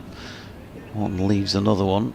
Congrats, by the way, to Michael Cotton for getting the racecourse correct. Well done, Michael. As Coles is in and fires that one in quicker and wide of off stump, and Wharton leaves. Jeff Marshall down or over in Hertfordshire in Ware. I was asking, did you ever get the answer to that first class cricket ground within a racecourse? I know Thirsk Cricket Club play or used to. Within the racecourse up at Thirsk they do. The sight screens are still there when you go racing there, so they must still play there. As the final ball of the over is down the leg side, but that wasn't first class cricket as you rightly suggested there, Jeff. Good afternoon to Lily and Mel Gill says, afternoon Jonathan, I read in a national online newspaper that Johnny Bairstow was in talks with Yorkshire regarding next year. Would this have anything to do with his central contract with the ECB finishing and would affect his position at the club? Any ideas? Well, yeah, clearly I think he and all of us are expecting that central contract is coming to an end whenever that date is. Is it 30th of September or 31st of October? It's the last day in September or October. Yes, imminent. Yeah, any time now. So as for his future, I don't know. I don't even know if the club really knows yet what's going on, what the thoughts are in Johnny's mind. Garson in to bowl the new over, and Johnny Bairstow thrusts his pad at that, and it bounces up in front of him.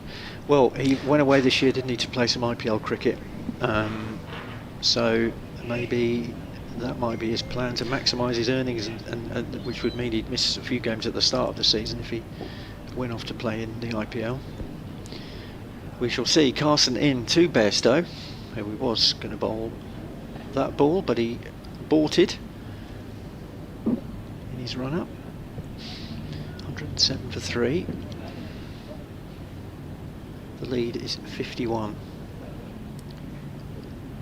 Now, if you ask Johnny that question at the moment, of course, he's still centrally contracted to England. I don't know whether he's been told what the future is or if there is any.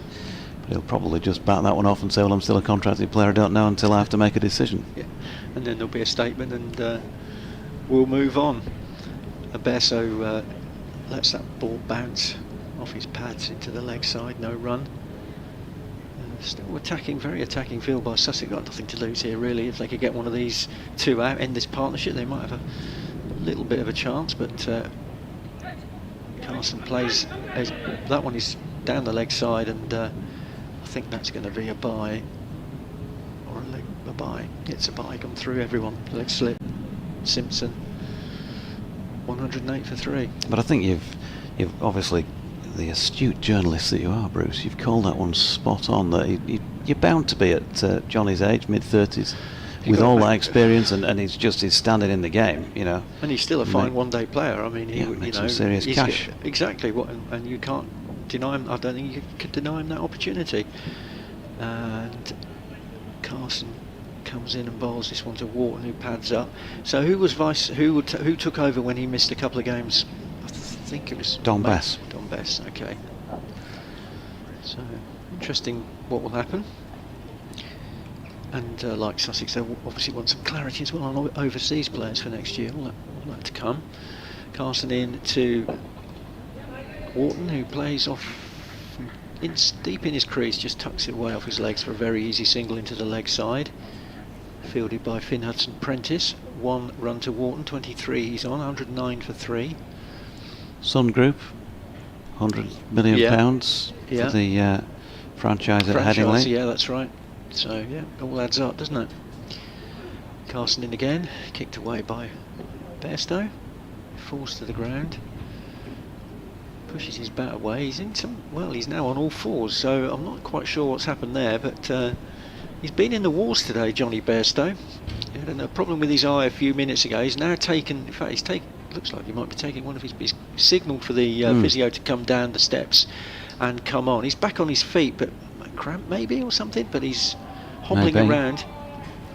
He's getting a bit of stick from a few of the Sussex members, but he's now going to take his boot off as well, so there'll be a little bit of a delay here. Could be cramp. You're right. Good Could call. be cramp. So going back to him, I mean, look, I know you two as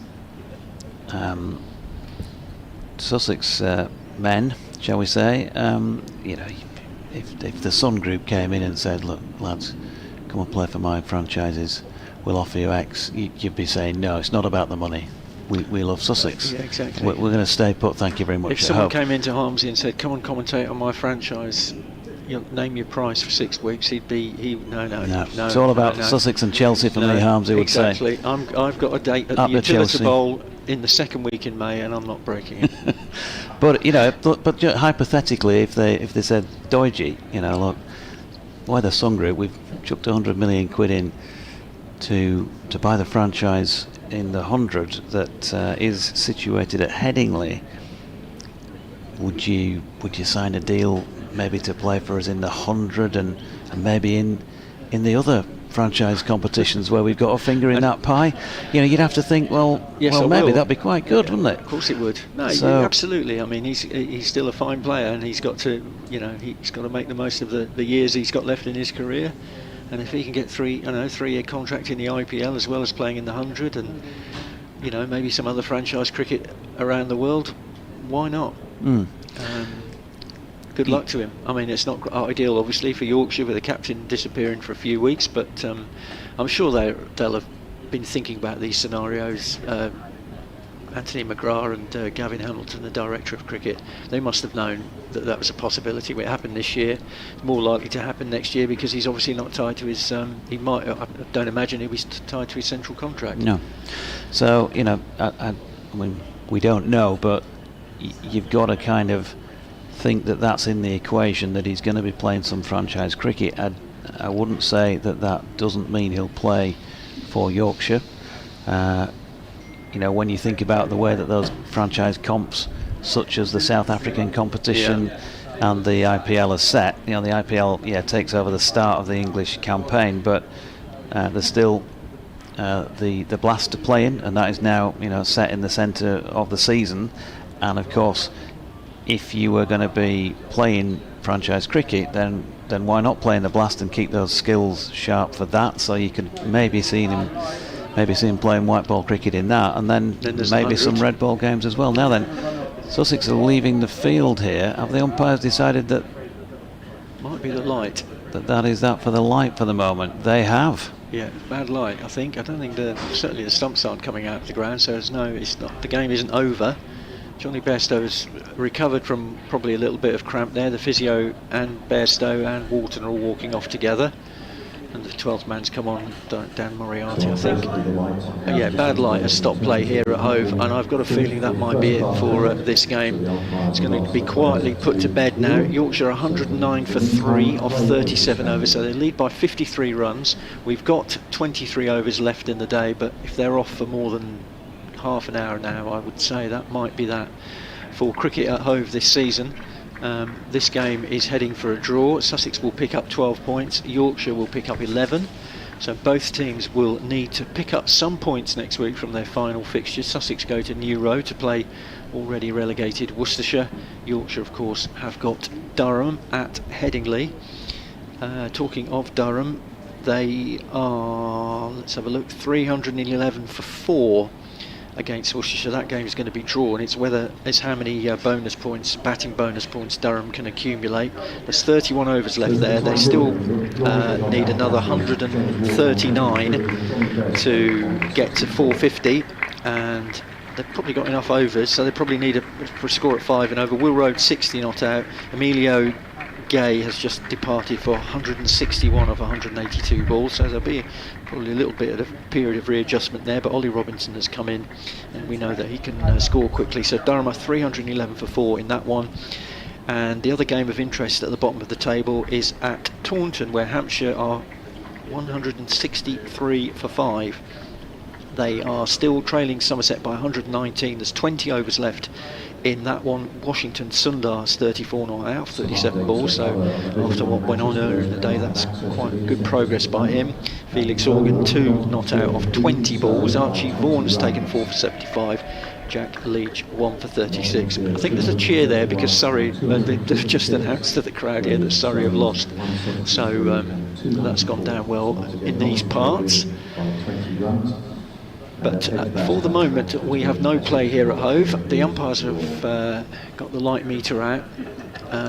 It's, I wouldn't say it's that much darker than it was 20 minutes ago, no. But the ground staff are out there having a chat with the umpires. I reckon if your eyes are struggling that much to face spin, then you might be playing the wrong game if they can't see, they can't pick it up in this light. But look, ultimately they took a reading, didn't they? So they took a reading, and does that mean that whoever's bowling, you've got to go off? Looks like it, yeah. The umpires are heading back towards their eyrie in the top of the pavilion for recuperation, and well, we'll wait and see, but there's only 23 overs left. We're going to start losing overs, of course, as well. So, I mean, is it going to be, we were talking a few minutes ago, maybe Johnny Bester would like to stay out there and get his 100, but he's still got 36 runs to get to his first 100 of the season. But for now, we're going to take a break here. We'll be back, obviously, when or if play resumes, and we'll certainly be back with you when we get a final decision here on what's going to happen. But for the moment, bad light has stopped play. Story of this game, really, stoppages, especially in the latter part of the day. Yorkshire 109 for 3 in their second innings. James Wharton 23 not out. Johnny Bairstow 64 not out. So they lead by 53. And as I say, if we get resumption in play here at Hove, we'll be back on air shortly.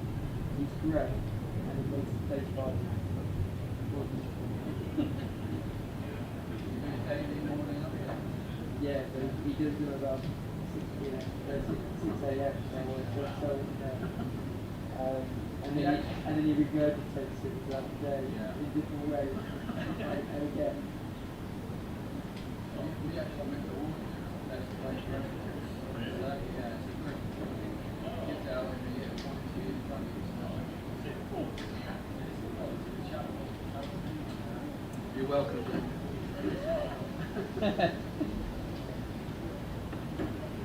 I was the one that had to.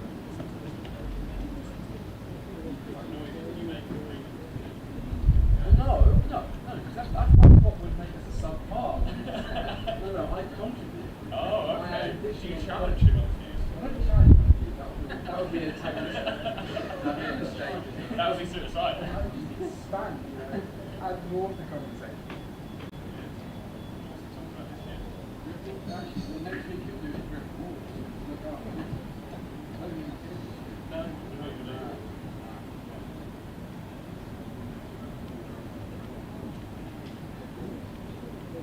So I'll give them a call and see if we can get ourselves.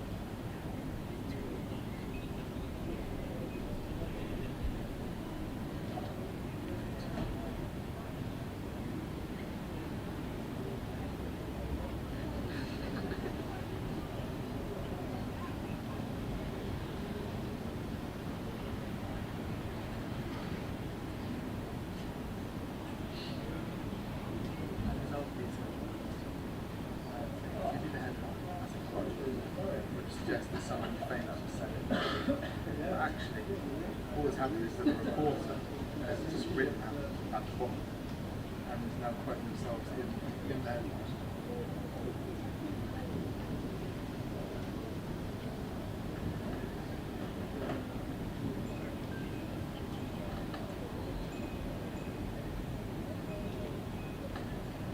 Nobody is saying that. He's saying the person positive in the article. I'm sure. Because the ETM actually is they always change.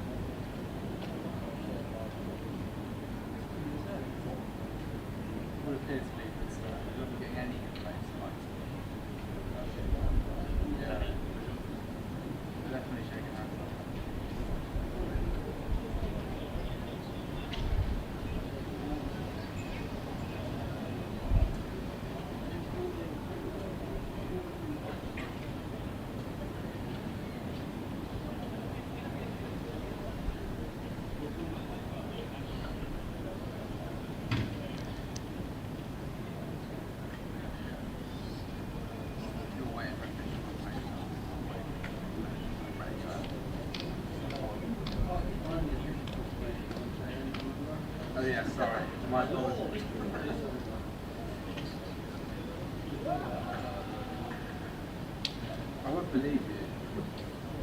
Like, I'm happy just to say, if I could add notes to the statement, I would say, end of match, according to Sussex media management. Unfortunately, I can't add that, so I can't add that. It's not internationally recognised.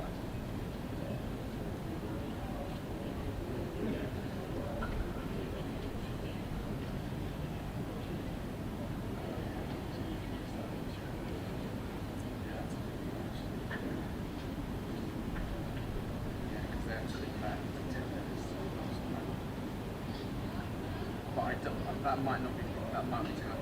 set off bad lighting. So if the umpire said that the light won't resume, they don't have to declare. Good afternoon, everybody. The umpires are just making contact to say that that is it now for today. There will be no further play today, so the match is drawn.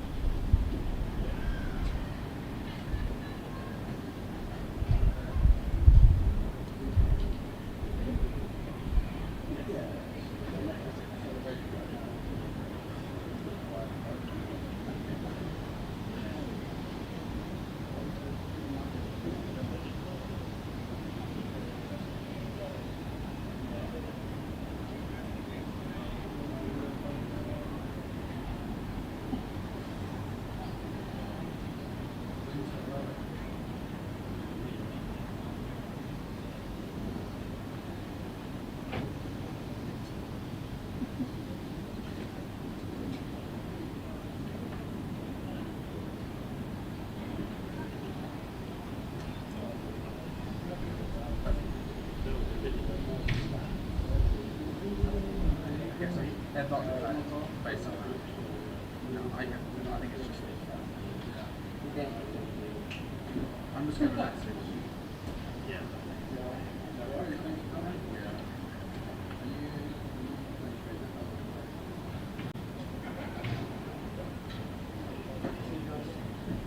See ya.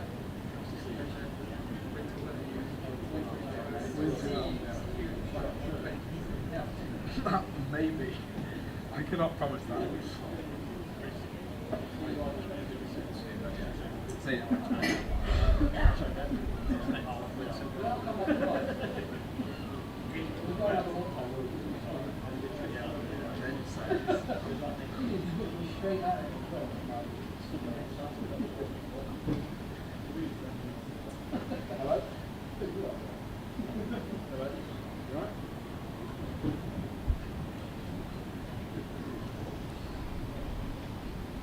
Yeah. Yeah. Great. Great. No, sorry, I was just checking whether they had just declared so just a bad light. Yeah. Cool. That's great. Thank you. Thanks for your help this season.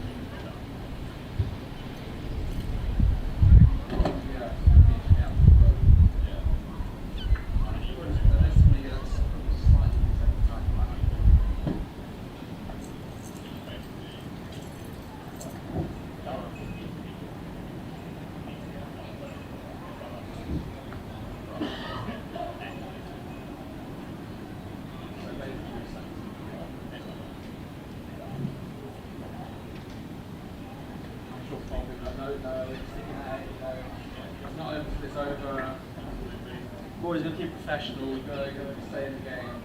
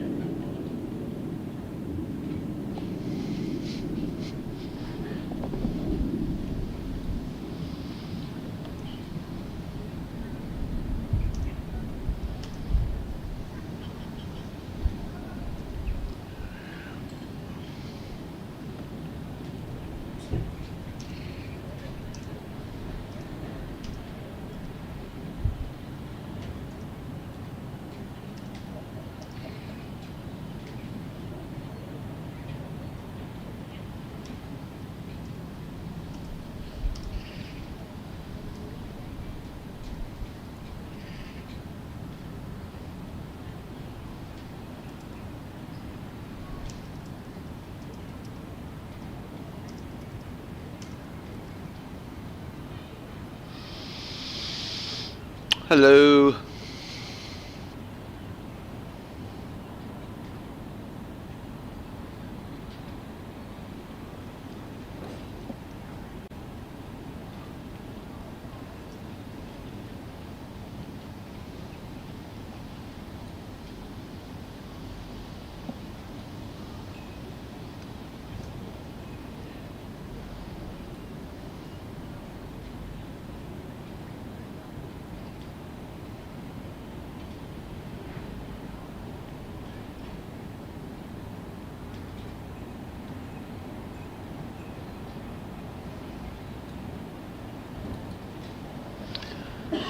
Hello, hello, hello.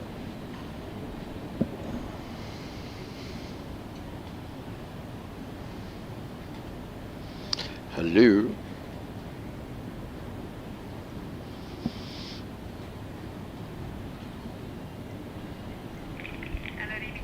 Hello, it's Adrian. Hi, Adrian. Just let you know, hi, but just let you know, this will be the last one of the day because they've just finished. Lovely. Perfect. Is that okay? Yeah, that's fine. Wonderful. I'll just wait for you to give me the cue. I'll do this one and then I'll be done. Cool. All right, I'll just drop you on the desk now. Bless you. Thank you, Emma. Thanks for all your help this week. Thank you. Take care. Bye.